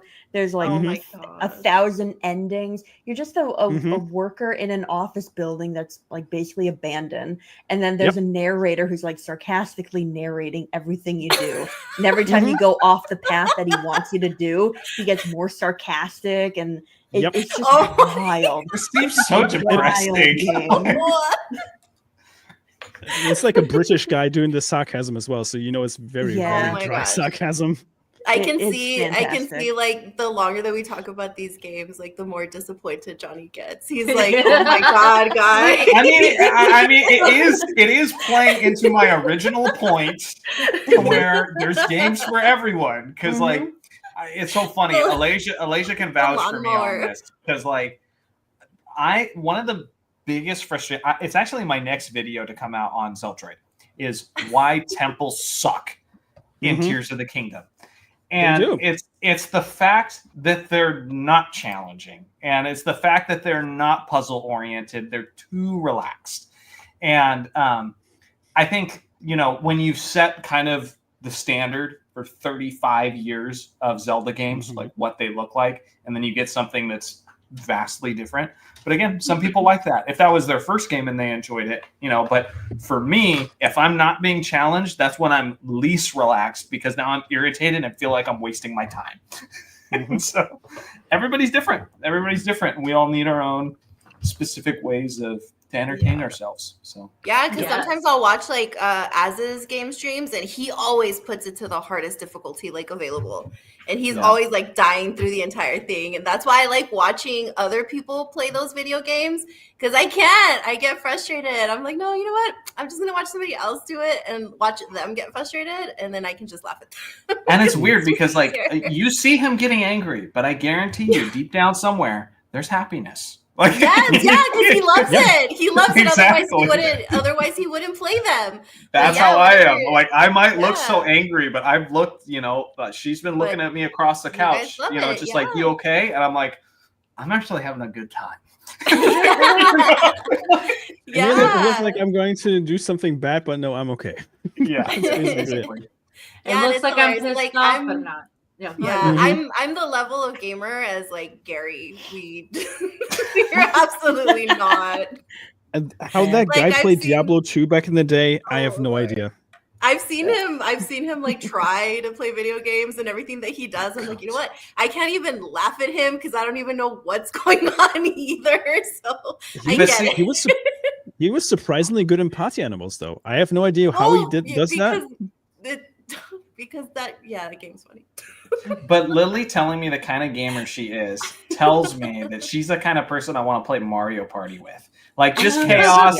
Someone who doesn't know what they're doing. They're usually the ones who are screaming throughout. It's the most fun, entertaining. The problem is, Alasia's too good. She's played the games too many times, as have I. Then you need to put a rule on her, okay? This is what I used to do with my friends. People who have played the Mario Party games, the same map more than like 10 times, they have to play with one hand. Like, that's what you need to do. Alasia needs to play with one hand. I need to play with one hand. The rest of y'all can play with two. Like, Lily can have two. You know, if she had three, she could use all. I'm like, that's what I was gonna say. I'm like, I need to find an extra hand. Well, I'm so down to play Mario Party with you guys. Yes, just because that's my type of thing. Like, all the chaos, I don't know what's happening. Just throw me in there. Like, remember when I played the golf game with you guys with Nomi and Smu and Tabitha? I didn't know what was happening, but it was fun. In your defense, Lily, I actually did the approach of playing it with a controller, and I understand why you were so infuriated about it, because the controls for the controller are ridiculous. I was like, how does anybody play that on console? It is infuriating. Seriously, like. But I don't like playing it with the keyboard on the laptop because I don't know. I can't get used to it. It's easier with the controller. That's the thing for me too. I'm a console gamer through and through. I cannot PC game. I don't know how people do it with the PC. Like I can't. I try to memorize all the things, but I just can't. It's easier just the controller. I already know what I'm doing. It just depends on how you started, like what you grew up on and that sort of thing. For me, it's hard to go back and do the like see this is how dedicated I was to the Harry Potter game. Okay, because when Hogwarts Legacy came out, I tried playing it on the PC and I was getting nowhere. I was getting frustrated. I literally had to stop the game, go to Best Buy, and buy a controller. That's why I have a controller now, because I was like, you know what? I love this game and I want to enjoy it. I don't want to learn the keyboard. I'm gonna go buy a controller. In all fairness, some games are meant to be played with a controller. PC gamers will probably disagree with me, and that's okay. But there's a lot of games out there, especially like games like Hogwarts Legacy and like games where you do like certain actions, where the controller is probably the best option you can have. It's the same with Party Animals. I would argue that Party Animals plays better with a controller than with keyboard and mouse. Mm-hmm. Yeah. And it is kind of funny how this debate always gets kicked off by games like that, you know? Sure. We're probably in a little bit of an echo chamber here because we don't have a PC gamer amongst us. They're usually Sevvy is kind of a PC player. I'm Nomi one. as well. Nomi. I am. She does. That's weird. That's why I'm like, how do you guys confirms do it? I don't understand. Yeah. Hi, Tabitha. She confirms it. It's not controller friendly. It's not, but I'm still gonna keep playing it with the controller. Yep. That's the thing. It's like, can like bad controls ruin a good game for you? Because what you were saying, you were like, oh, Skyward Sword. That was the biggest complaint, is everybody was like, the controls were dumb because it came out on the Wiimote. And then the only way they can get that to translate to a controller, I don't have a controller near me, is they made the motion the stick. So now you have to swing your sword by moving the stick left and right, up and down, and that sort of thing. It was so stupid. And for me, it's like, I don't know, if a game is good enough, if a story's good enough, the art style, the music, all that, I'll freaking learn to play it on my phone. I'll play it on a Bop It. I don't care. Like, I'll figure it out, you know? I don't know. I don't feel like good controls or bad controls should be enough to ruin the game. I think the only game that I can think of where this applies to is probably Shadow of the Colossus, or what was the other game? No More Heroes, because that used to be a Wii game. Then they converted it over to the PlayStation, but for some ungodly reason, they made it mandatory to have PlayStation Move controllers, like these weird glowing wands with the ball on top, and then later on they actually release a patch where you could play with a controller, but the guy you play as a beam katana, and you have to shake the katana like this to actually charge it. So you awkwardly had to get your controller like this and do this all the time, and it just didn't work. And later on, they re-released it for like the Nintendo Switch. And then they reintroduced these motion controls that they had for the Wii, so you could swing the katana around like by moving the Joy-Cons. But it just didn't translate well on other platforms for some reason, because the motion controls were not well made at the time. I'm not gonna lie though, I could see myself just like if the game's good, I'm just gonna fight through it, you know. So yeah, I mean, I've played some games in the past where I'm like, how did I even get through this? Like, like some of the old Nintendo 64 games, like Banjo and Kazooie, for example, with the horrendous voice acting, where I was like, oh my god, like. Like they're just making like weird noises, and I was like, "How did I get through this as a kid?" And then I answered my own question. It was like I was a kid and I didn't care. You were a kid. You only had limited amount of say in what games you actually got. You had less games to choose from. I mean, that's the thing. It's like I say this all the time with like original Nintendo and Super Nintendo games were so hard. Back in the day, they were so difficult. It was normal for us to have a stack of tapes of just games that we didn't beat. Like there were so many games that like just we couldn't get through and we couldn't beat. But it taught us as kids, like literally, it taught me as a kid, like perseverance. It taught me to push through it because my options were either get good or don't play. You think I'm not going to play? Like, I like video games. I'm going to get good. Exactly. So I think that aspect is something that's been lost over time is now it's like, you know, if a game's too hard, it's like, well, I'll just play another game of the thousands of games at my disposal. But back then, you just had to get good. Yeah. Plus, you know what? Because a lot of people argue that like, oh, what skills or whatever you're going to learn playing video games or whatever. Fine motor skills. Like if you get your kids to start playing that early, that develops the fine motor skills. And now there's a lot of doctors and surgeons that have to learn how to do surgery with a little robot. And guess where they learn those skills? Those are the skills that help you with all that stuff. So when a lot of people argue that like, oh, you're not going to get any. Yes, you do. It's helping your fine motor skills. Like, that's Elon Musk mentioned that on his Joe Rogan episode as well. That some of the surgeons that go through training and play video games before had better scores than the ones who didn't play because of their hand-eye coordination being way better. And it is true. It does help. Even though people constantly say that video games are bad for you, you hear the polar opposite most of the time. Well, it's again, it's like when people try to take a crap on like anime. Anime is a medium. It's an art form. Can you find horrible anime that is terrible for you and your children? Absolutely. Can you find ones that are wholesome and are like going to teach them good life lessons? Absolutely. It's the same thing with video games. Like my little girl's not going to be playing Grand Theft Auto when she's 5. You know, like she's not going to be playing that. You know, she'll play exactly. And like, yeah, that would probably be a problem because I don't want her walking around shanking people and hitting them with golf clubs and thinking it's funny. Like I can do that because I have the maturity to think, haha, this is funny. I'll never do it in real life, you know, but so it just depends, you know, with video games and stuff. There are games that are good. There's games that aren't. I often feel like some kids play games way too young. Like GTA and Call of Duty are the best examples for that. Because you see a lot of like 13-year-olds playing Call of Duty, even though it's an M for mature game. Or like even like GTA. And you see people like glorifying GTA Online as a kid-friendly thing nowadays on YouTube where I'm like, this is a game for adults. What are you doing? Yeah, but you see a lot of content marketed towards kids with this game. And you're like, okay, sure. Yeah. Oh, Nagano, you're bringing up a very good game there, but yeah, that's definitely not for everyone. Yeah, no, I'm gonna give it some time. Let's start with like Zelda and Mario Party. Yep. Listen, I need Alasia to destroy everyone on Mario Party. I need my daughter to destroy everyone on Mario Party. Okay, we got family tradition to keep up here. Okay. I mean, somebody has to keep up the reputation that you built back when you were hanging out with Jeremy and the gang, and you were constantly like. We stopped playing destroying Mario Kart. I don't know what to do with like my anger problems anymore. Now that we're not doing weekly Mario Kart. I think they were like, maybe we shouldn't play that anymore. Yeah. I was gonna bring up this topic here. Jonny, you said you would let Zelda play a few games, but would you let Zelda look at not Lily? Oh my gosh, Daisy. That's a different flower. Different flower. Daisy Different Ridley to be Rey Skywalker. No. Leia's cool. I wanted to like Rey.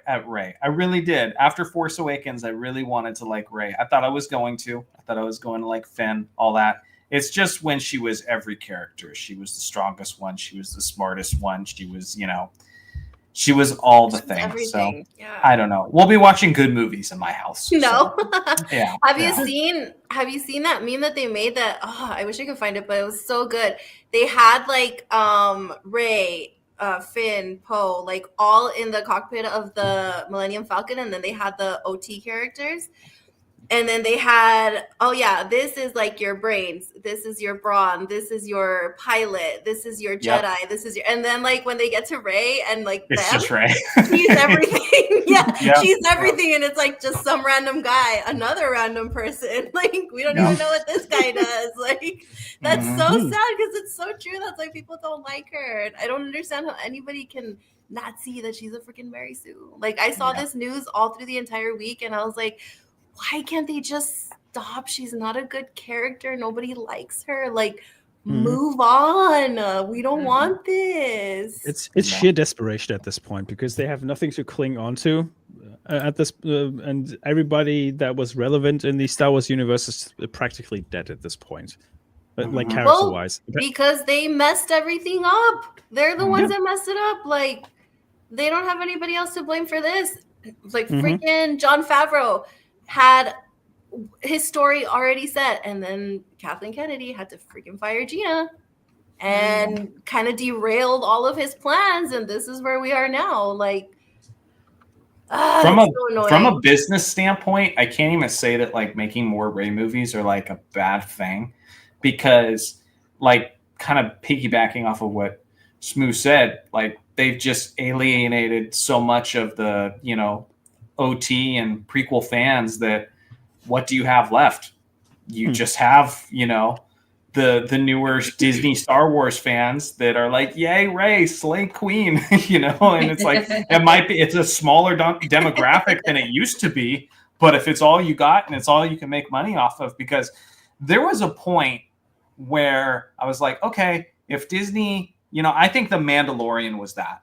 I think The Mandalorian, where they brought back Luke, for a split second, they still had Gina in there and everything. There was a moment where I was like, they could fix this. Jon Favreau could possibly fix this. And as an old school fan, I would still be interested. I'd be watching Star Wars again. Now it's just apathy at this point. I don't care. I genuinely think as long as it's in Disney's hands, there is nothing they can do that could bring me back, because they've just destroyed all of the lore. Yeah. So I will never care. The only way I will ever care about Star Wars again is if someone else buys it out and retcons this garbage. That is the only way I'll care again. But so this is it. This is what they got. So milk it for all that it is. You don't have much money to milk out of it, but it's all you got. So you might as well run with it. And they can't even really rely on these fans either, because they're usually the Reylos. If they have Rey, they also want Kylo Ren, but like Kylo Ren is canonically dead. So what are they going to do with him? Like they'd have to bring back Ben for these people to be happy. If they don't bring him back, which obviously, that's kind of hard to do. These people are going to go watch it because that's all they want to go watch. They just want to like go and ship these characters and be cringe and oh gosh. A Force Ghost romance, like I don't think that's past them. I could see them doing it. Oh my god! They could just take a page out of Ghost, the movie with Patrick Swayze. Yes. Adam Driver. Just Ray and Kylo doing pottery.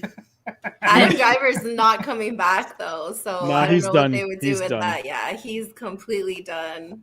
Like, I mean, if I were John Boyega, I would be very pissed off about the fact that my character was wasted so badly. I mean, the idea behind a former stormtrooper becoming a Jedi sounds so freaking cool on paper. And they fumbled it so badly with The Last Jedi because he could have had a more significant role in that movie, but nah, he was just doing a side quest. I was like, why? I actually liked Finn. And I was like, I want to see more of him, but nah, not going to do it. Well, because that was a fascinating story that you had a stormtrooper that actually had the Force, and he could have become a Jedi. Like, that was a cool story, but no. Yeah. No.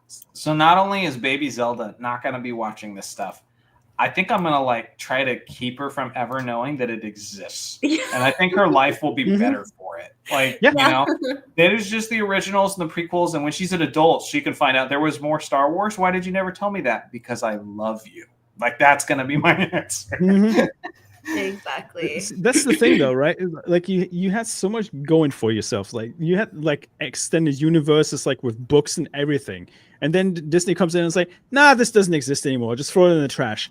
Like, you had such a good story with Kenobi, for example. You could have adapted that easily into like a longer TV show. It doesn't have to be like one season with like only 9 episodes or whatever.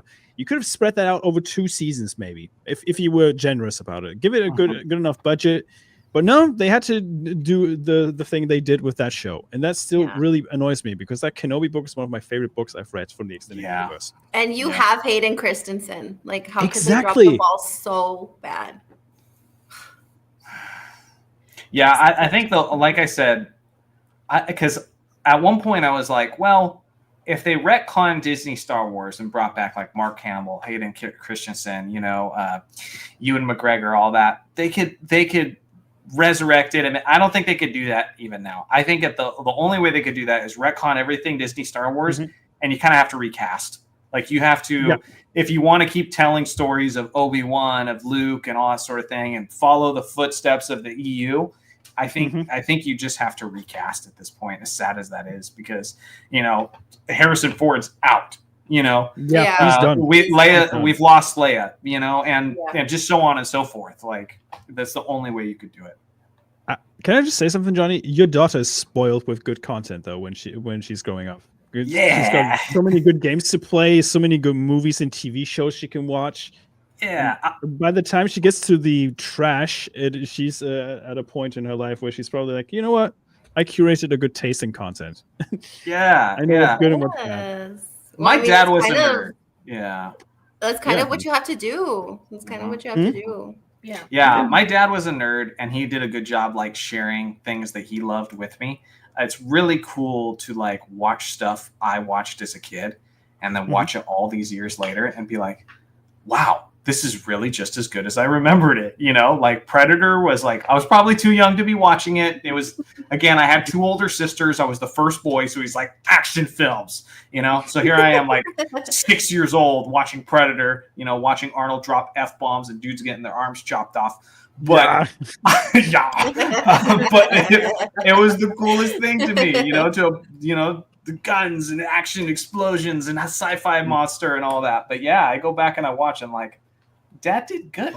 Like, he exposed me to good films. Oh, I have a game for you. You love like 80s and 90s action movies, right? Oh, absolutely. Have you tried Broforce? Broforce? No, I've never seen that one. I have a look at it. It is pretty good. Okay. Especially if you grew up with like the 80s and 90s action flicks, you'll absolutely love that game.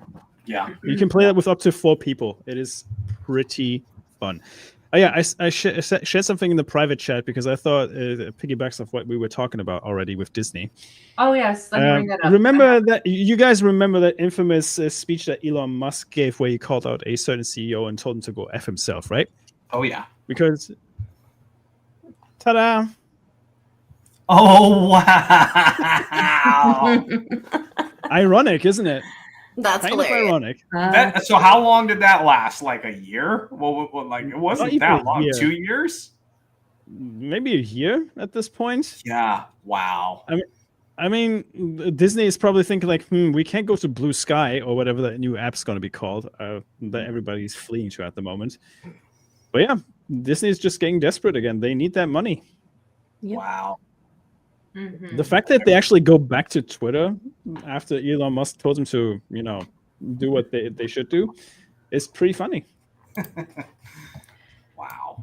If they finally realize, like, oh, this is hurting our pockets. And yeah, we're gonna swallow on this one because we kind of don't like losing, but we'll take the L on this That's one. crazy. They gotta be desperate though too, because consider the timing. It's been what, like not even 2 weeks since the election, and like Elon was a huge part of that, and now they're having to go back to X at this time in history. Like, dude, they gotta be desperate. For They're money. very desperate. They I mean, came crawling back. They can't rely on Fortnite to do all the marketing for them. Like at this no seriously. At this point, you would think that Epic Games has bought out Disney has bought out Epic Games, considering how much Disney content has been in Fortnite recently. Yeah. I mean, you had the Incredibles, you had Star Wars characters in it. You have so many Disney crossovers. It is ridiculous. And yeah, Doctor and Rachel shared something in the private chat too. Come in, Rachel. I'm on the way. It's because it's ridiculous. Like they keep putting up the prices for Disney Plus, and first of all, in freaking Biden's economy, I don't think families want to pay like $16 to have a streaming service. Like that's a lot. Like, I think I got the message like not too long ago that they're like, we're gonna raise the prices of like again. Seriously? And then you wonder why nobody's subscribing, and then you're not giving us anything of value for us to even want to be a subscriber. Like we're bleeding subscribers. Yeah, I mean, I'm not worried about this, like the payment of the subscription. I'm worried about signing my life away that if I die at the theme park, I can't hold them responsible. That too. Good Lord. Yeah. This is why I'm glad I saved all of my like classic Disney animated DVDs. So I was like, if Disney Plus goes under, fine. I don't care. I have all the ones that I already love. Physical media. Yeah. Keep your physical media, people. Keep it. If you have it. I actually had tapes of Gargoyles episodes that I recorded back on TV and actually converted them to digital. So I have them on a hard drive now, and I scaled them up to HD, and they look pretty good. Nice. That's a show that barely anyone knows. That was made. I love Gargoyles when I was a kid. Yeah, Gargoyles was awesome. I have the I am terrified. I am terrified of the thought of modernized gargoyles from Disney. Yes. Yeah. I am they're gonna do that too. Yeah. Well, something that was recently shared. We're talking about Rachel Zegler. Not this Rachel, because we love this Rachel here. This Rachel is good. Oh, thanks. But seeing how we were just talking about how Disney is desperate and like, yeah, they're gonna come back to like Twitter. Well, now they made Rachel Zegler apologize, guys. Wow, to the surprise of nobody. They made her apologize. Of nobody. They made her apologize. Come on. I think it just happened too. Yep. This makes me so happy. Where is it? I need to go like retweet this and laugh at her. Part of me wonders though, like I saw from Steph like, how much is this them protecting their image, or how much is this them going, we still got to win this trial against Gina? Yep. And everything that comes out where people are making these political statements that are clearly one-sided, where they fired Gina for maybe looking like she had a right stance, and all these people on the left can make the same points in the opposite direction, but to an even greater extreme. This is all potentially ammo in that trial. So, they got to be doing damage control right now, because that could cost them a lot of money if they're not careful. That's a really good point. But like, it, not only that it's costing them a lot of money, they probably realize like, hey, Rachel, you're not doing good, and it's not showing that you're doing good. We need you to do this right now. So like, imagine that awkward conversation they had to have with her, and like, I wonder if she like try to, I wouldn't say, I don't know, try to defend what she said, or maybe like put her tail between her legs and like, okay, yeah, I'll do it, because she maybe she does know she's not a really liked person. But you know what, though? This just keeps helping Gina's case, in my opinion, because have we heard apologies from Mark Hamill, from Pedro Pascal? They're men.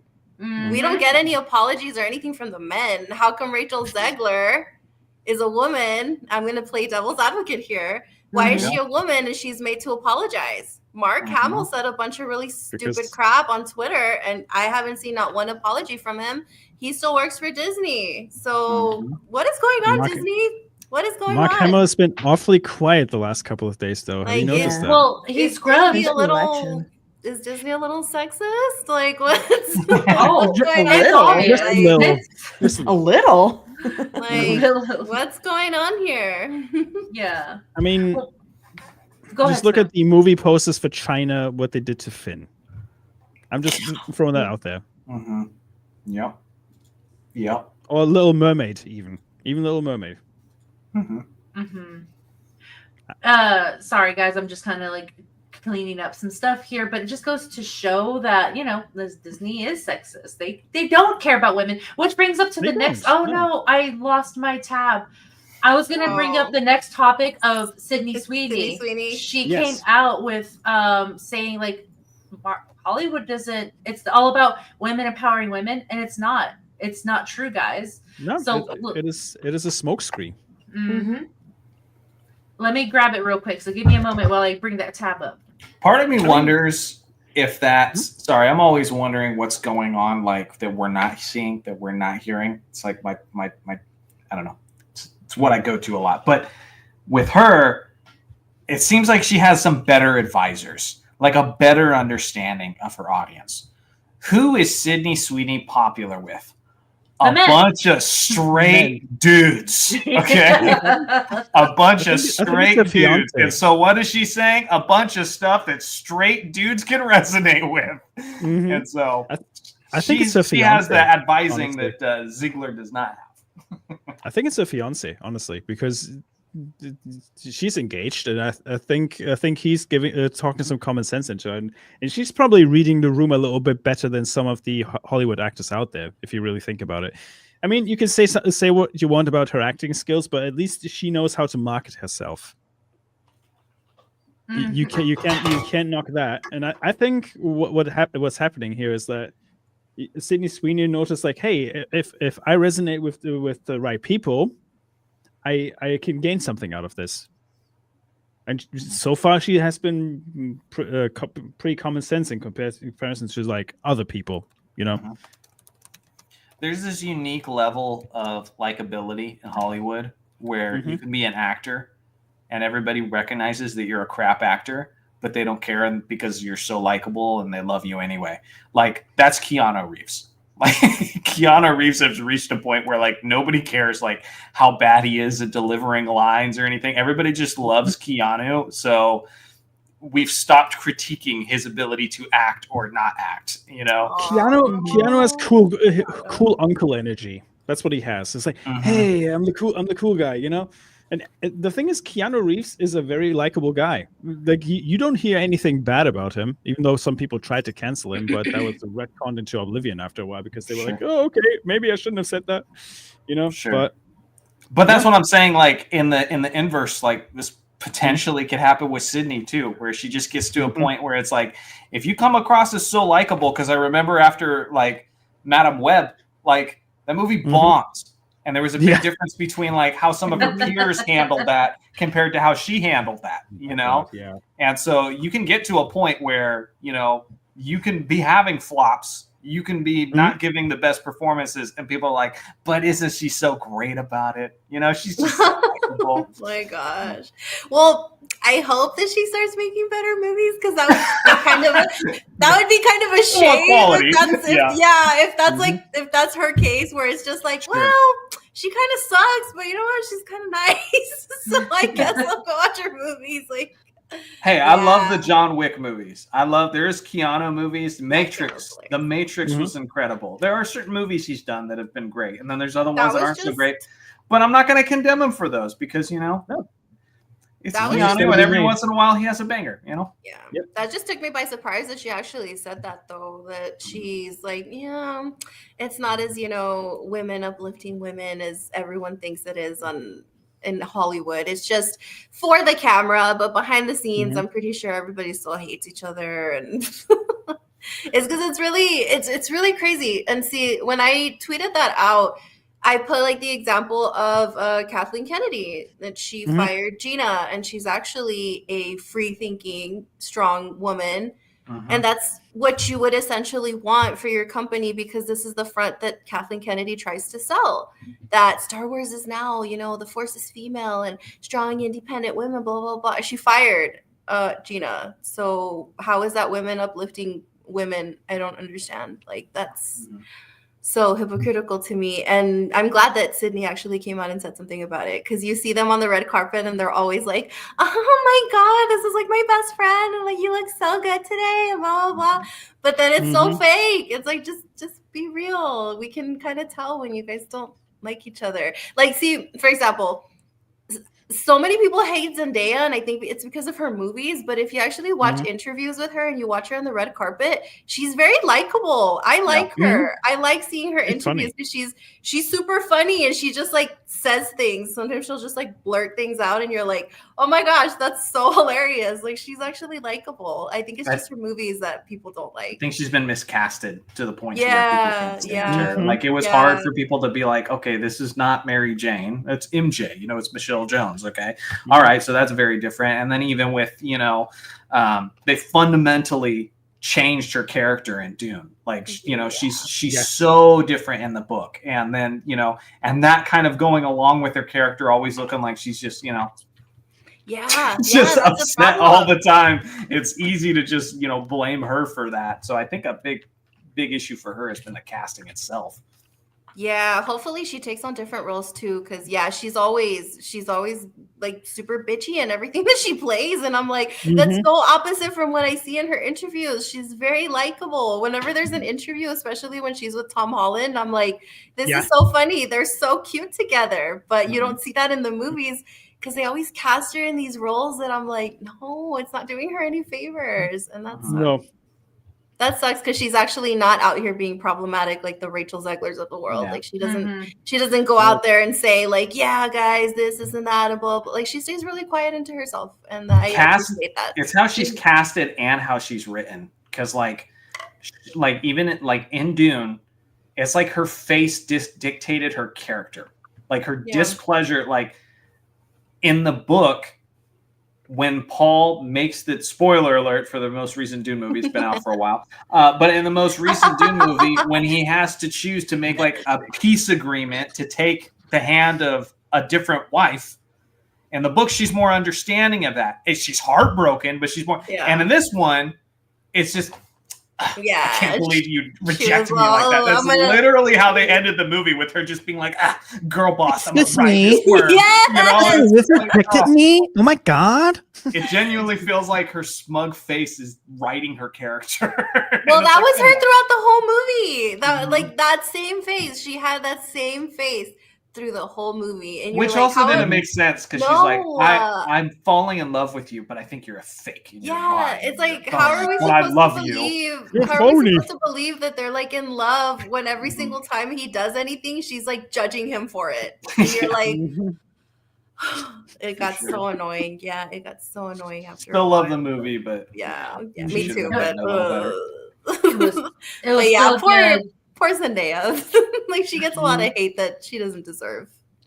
I heard the rumor that she's actually been cast in the Christopher Nolan movie that Tom Holland is in. Yes. So I'm curious about that one, how that's gonna work out.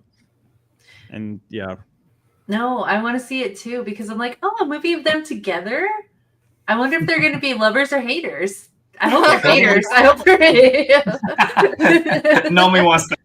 I do. I was like, I want to see, the wrong timeline of this relationship. Just kidding. The problem is we've seen Zendaya and Tom Holland together in Spider-Man, so you can't really unsee that connection when you see them in other movies. that's why it is. I think it's really important that they move on from MJ in the MCU whenever they're going to do Spider-Man 4, because they desperately need to just shift focus away from her for a little bit so people can actually forget about this dynamic that they have, and give Tom a different love interest in the movie, at least for at least one movie. So people are like, hey, okay, this might work out, and then they can maybe shift back to it. I don't know. It's the same thing that they tried with, which movie was that? No, it was actually Daredevil, the Netflix show, where they tried to like pitch Karen Page and Matt Murdock together, and then obviously Matt ended up with Elektra in the end. Well, we know how that ends if you watch the movies or read some of the comics back in the day, especially the what's his face, Ben Affleck movie with Jennifer Garner. So yeah, it can work to a certain degree. It's just the way how you execute it is the matter of like respect, or also like good writing as well. How you justify it. Sure.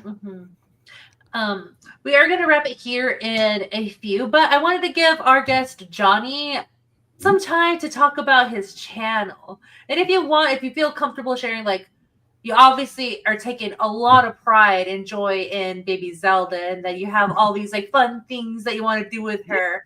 Like, do you mind sharing how's dad life going for you? And you shared a little bit more into, like, you shared what's going on in your life, but if you want to share more about that, like what else you're looking forward to in baby Zelda, and then your channel. Yeah.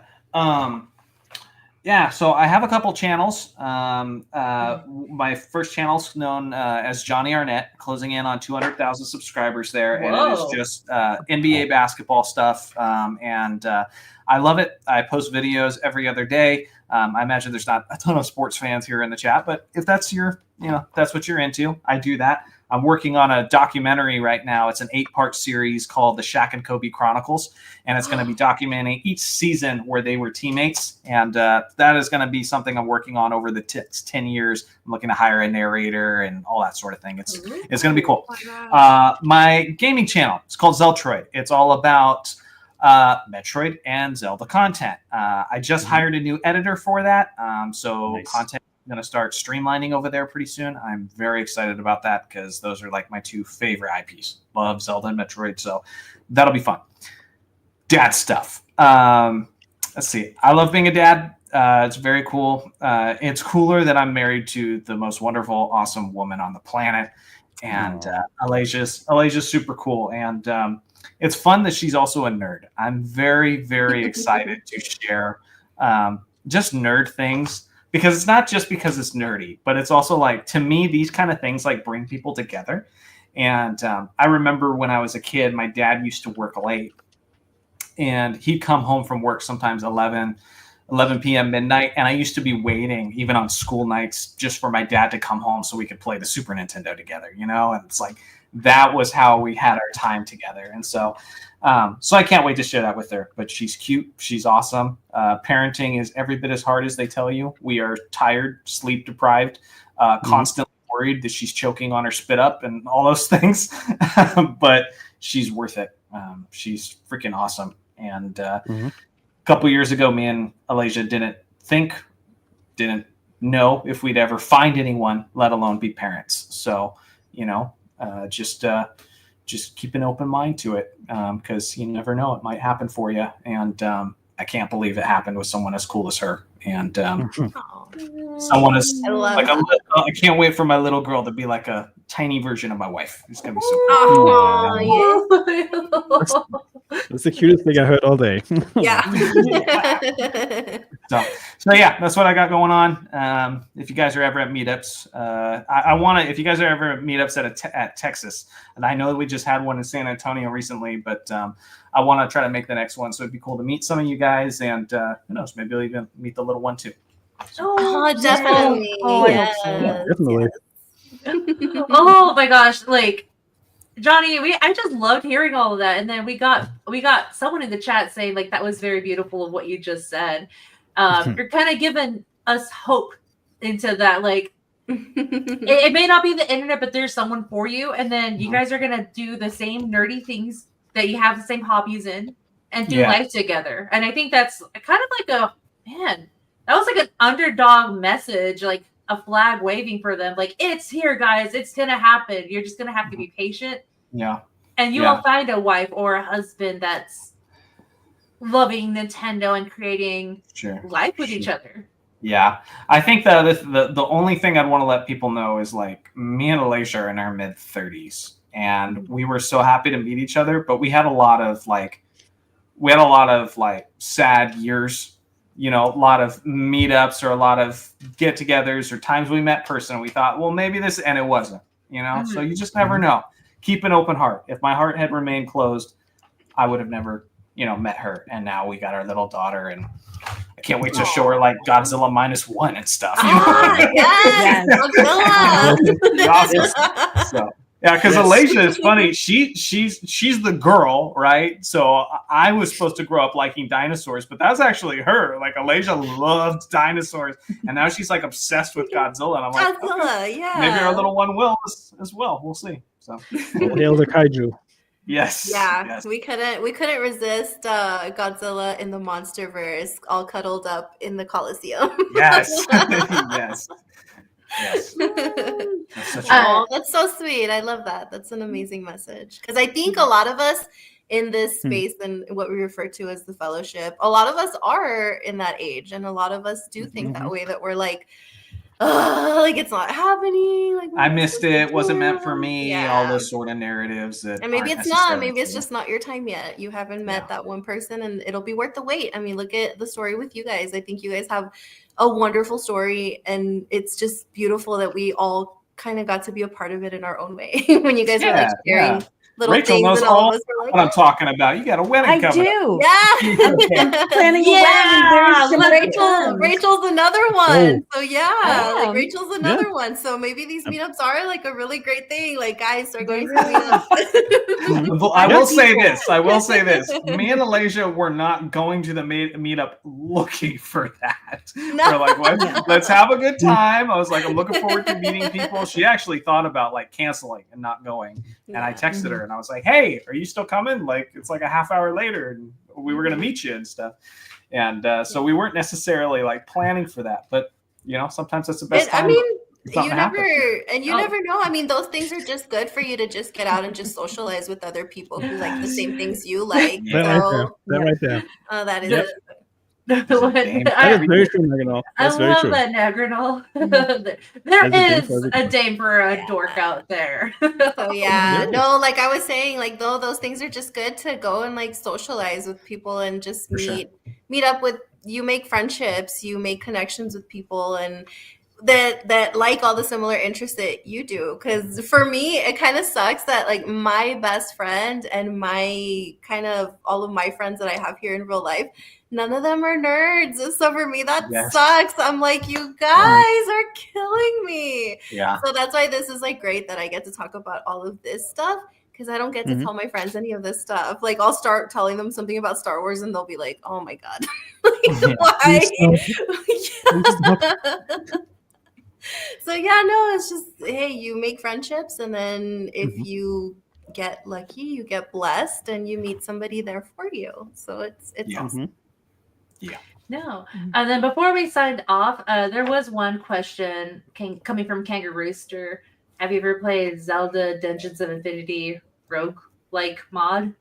No, I gotta be honest. I haven't done much regarding like mods and like, you know, fan made games and that sort of thing. I'd like to, but I'm just gonna be honest. I think I'm too much like of an inept boomer to like figure out like, I'm like, how do you even play these modded games? So if anybody ever wanted to like walk me through it, you know, if they showed me a YouTube video how to do it or something, I would totally do it. But I've never really got into the modded or fan-made games much, to be honest. Okay.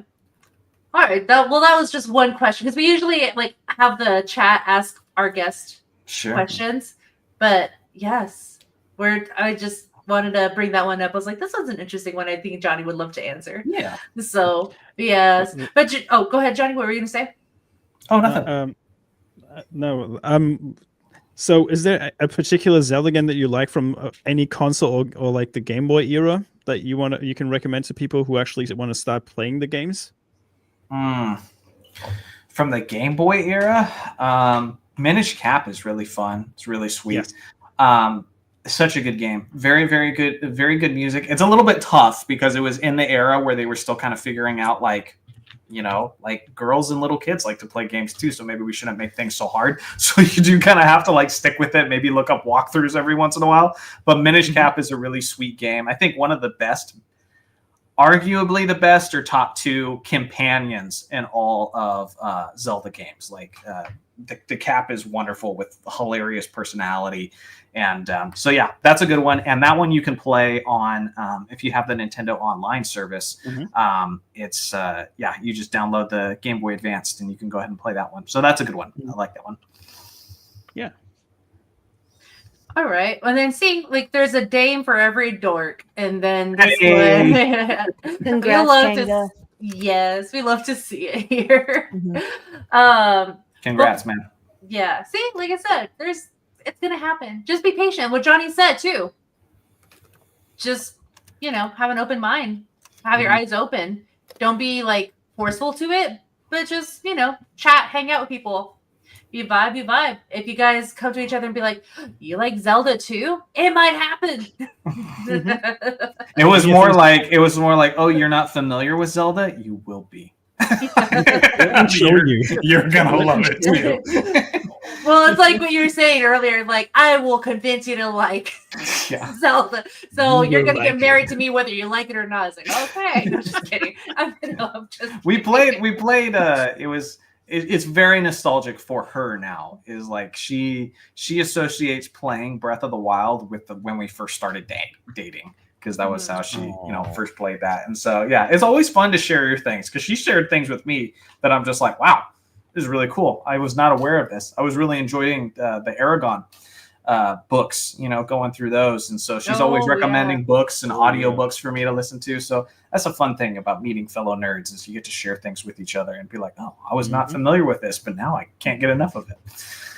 So, and just the thing about this healthy community that we're in is that we don't gatekeep. And we want you to be involved of our little hobbies and what our like stuff. Sometimes. I'm like, sometimes. That's how we got here with Star Wars. Sometimes. Accept that. If you're coming into the fandom with the right heart, then we won't gatekeep you. If you literally just like the source material, we will not gatekeep you. If you want to change it, like I was talking about earlier with making my Dark Souls games easier, then we will gatekeep. Yes. There you go. Yeah. I'm like, no. I'm like, no. Like, we're not taking everybody. We learned already. Sorry. But yes, exactly what Jonny said. If you're coming in because you already like it, awesome. If you want to come in and change everything about it, keep moving. Yep. Stay out. We should have that sign out there. But I want to thank Jonny for hanging out with us today. It was such a fun time hanging out with you and chatting all the culture stuff that we're talking about in entertainment, the news, the annoyances. And you brought it. And the fact that you gave us a little like broad view of what's going on in dad life, it gives us, we're girls. We're like, oh, yeah, so cute. So we appreciate that, Jonny. You're always welcome to come back at Dames and Dorks whenever you want to come out. Maybe we can have you and Elijah join us as a. Oh, that'd be fun. That'd be really fun. Great. I got another. I got. You can see it in the corner right there. I got the other chair ready for situations like that where she needs to be here too. So so no, that would be fun. I'd love to be here with her. So, ooh, I would, yes. We'll she's a little preoccupied right now, so maybe like give it a little bit of time. But at some point that'd be fun. Right now, I think she should probably take a nap rather than go on a stream. Oh, understandable for sure, and I don't blame her. But whenever Elijah or both you guys are ready, just hit us up and we'll make that happen. Yeah. But you already told us that you're gonna be making more videos on your channel. But what should we be seeing or expecting you? Following after the show. I'm sorry, what do you mean? So what do you got coming up? basically. Oh, what have I got coming up? Let's see. So, as I mentioned, my next video on Zeltroid is why temples suck in Tears of the Kingdom. And that's not just talking about like what they did wrong, but it's also talking about like what makes a good temple and part of how, you know, fundamentally it was impossible for temples ever to be good in Tears of the Kingdom because the emphasis of that game was as much freedom as possible, which is the complete, like, which is a death nail to basically any puzzle. It's supposed to be structured, not. And so anyway, this is big old explanation, and I think a lot of people can resonate with. So that's what you can expect on Zeltroid. Basketball channel, just basketball history stuff. So Ooh, I'm definitely interested in that Kobe one that you're gonna do. that one's gonna be good. That's gonna be Kobe. Yeah, like I'm being serious with it, like to the extent like I'm looking to contact like even role players and seeing if I could get like exclusive interviews from people who played back then and stuff like that. Like I'm gonna put a lot of time and energy into this one, so be working on that for probably the next like 8 months or something. So it's a ways off, but I'm working on it. It's in production. So dedication. Awesome. No, and I love that. No, keep us posted, and you know, we'll keep you. Well, if that happens, we'll definitely want to talk more about that. yes. Before we end, Dr. Lily, do you have anything on your side coming up? Just basically follow me on X at 300 Mares. You'll see everything that's going on over there. I'm mostly just, you know, stirring up trouble, trying to get everyone all angry. And it usually works. But yeah. So yeah, just follow me there, and I have my links on there for Instagram and all the other stuff. And then of course, Mondays I am on Toxic Femininity on Midnight's Edge, so make sure that you guys aren't missing that one either. And yeah, that's pretty much it. Okay. DJ Smu, what do you got going on? I'm going to be playing Silent Hill on Saturday afternoon at 2 p.m. UK time. That's going to be fun. The original, not the remake, because I don't have money to buy the original, the new one, so I might as well play the original again. And it's going to be fun because I'm actually playing it on a PS3 that's backwards compatible with PS2 games. So Nice. Yeah, I'm looking forward to playing it again. It's been a few years, so it's kind of fresh to me again. So it's going to be a pretty cool approach. Other than that, I just uploaded a video to my gaming channel, Gaming with Smu, which is basically my gaming archive for past live streams and slightly edited videos. I'm going to be wrapping up Metal Gear Solid 3 on that channel tomorrow as well. So keep your eyes peeled for that video. Yeah, and you can catch me here on Thursdays, usually around the same time as per usual. Wednesdays, I usually hang out with my good friend Tomby on his channel to do the Hump Day Chinwag, basically a pop culture and just hang out, just to talk to good friends and catching up about the nonsense that has been happening in entertainment and the world in general. Yeah, so that's pretty much it. And follow me on Twitter at DJ Smu. Ooh, love to see that. And then Dr. Rachel, what do you got going on? Oh God, I feel bad. I don't have nearly that much going on, but just slowly working on art projects, doing life stuff. Next project will be this pumpkin if I ever freaking finish it. But it's Luigi with his poltergust. Yes, I remember that. Luigi's Mansion 1. It's coming out really cute. It's just taking a long time because of life stuff. But follow me over on Twitter, Sauron_cosplay. Anything I'm working on, I post over there. Next big thing is tomorrow night I will be on DreamingTabitha's channel where we're doing an art stream. So I'll be there tomorrow night. Mm-hmm. Whoa, sounds like a fun time. I can't wait to see your pumpkin, because I remember last time we did an art party with Tabitha, you were telling me about it. It's like, oh, I actually want to see this. Mm-hmm. Yes, it'll get done someday. Maybe next Halloween. It takes time. You might need a new pumpkin, but no, it's okay. Take your time. But my favorite quote from Toy Story 2 is, "You don't rush art." So yes, so take your time. Yes. Mm-hmm. And as for me, you can also follow me on X at Nomiwithoutyou. I play video games on Kick. I raised my voice at DreamingTabitha. We're still friends, because I actually did. I did angrily raise my voice at her the other night, and I did feel bad about it. But so if you want to see the crazy, chaotic things of me playing video games, come through. What?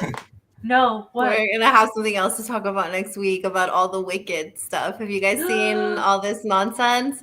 So Ariana Grande and Cynthia Erivo just did an interview, and Ariana Grande goes, "Oh yeah, the Land of Oz is the queerest place ever." Oh no. On that bombshell. Mhm. On another movie flop next to Cats. Oh my gosh! Why did you have to remind me of that movie? Why? It doesn't exist. It's just be quiet. Promote your movie. Don't say anything stupid. they saw how that went for the Acolyte. This is the gayest Star Wars ever. They saw how that went for Agatha. This is the gayest Marvel ever. And these people just will not stop. Like, oh, I'm sorry. I just read that and I was like, I have to share this. That's literally Nomi. what they said about the Acolyte. It is going to be the gayest Star Wars ever. Yep. Canceled. Yes. Yes. On an unrelated note, I second what Cavino says there. Don't check out the link on the Mattel dolls. Yeah. It might lead to something you don't want to see. Oh, I'm just saying. Oh, they've already said that they've gotten 4 times the amount of usual traction just because of that. I wonder why. Oh Yeah. my gosh. But yeah, sorry, Nomi, I interrupted you. I saw that and I was like, oh, are you these people kidding me? No, that was some good breaking news because that just goes to show that I'm not going to go see that movie. Yeah, I'm good. I actually don't mind. Like, I've read the book. I like the book. The Broadway, the musical, it's pretty good too. I like the music, but I thought I was gonna go watch it until all this stuff started coming out and Cynthia Erivo being dramatic, and I'm like, you know what? I'm not gonna give them money either, so I don't think I'm gonna end up watching it. Like, Yeah, I'm good. I'm good. I don't need to watch. yeah, I'm that good. movie. I don't need to watch that either. I'll just wait whenever I take like a long distance flight and it's there so I can wait for free. So like watch it for Yeah. free. Yeah. So, Yeah, exactly. Oh, that's Yeah. going to be on streaming relatively quick. Believe it. It's going to be there quickly. Yeah. So Um, nothing of value was lost to me. No. Besides my time on this flight. 100%. But thank you for the breaking news. That was actually pretty good. It's like, oh well, Sorry. solidifies my choice. You can just hang out, follow me on Twitter. You'll see me do the gameplay. But as for tonight here with the Dames and Dorks, we thank you for hanging out with us tonight. In the chat, thank you so much for your questions, your engagement, your little wins too of getting married and all your fun stuff that you're telling us. I love to hear that and read that. So keep fighting the good fight, guys. And you can catch us next week on the 47th episode of Dames and Dorks. And we might have something special for you guys next week, but y'all have to tune in next Thursday. So until then, y'all have a good night.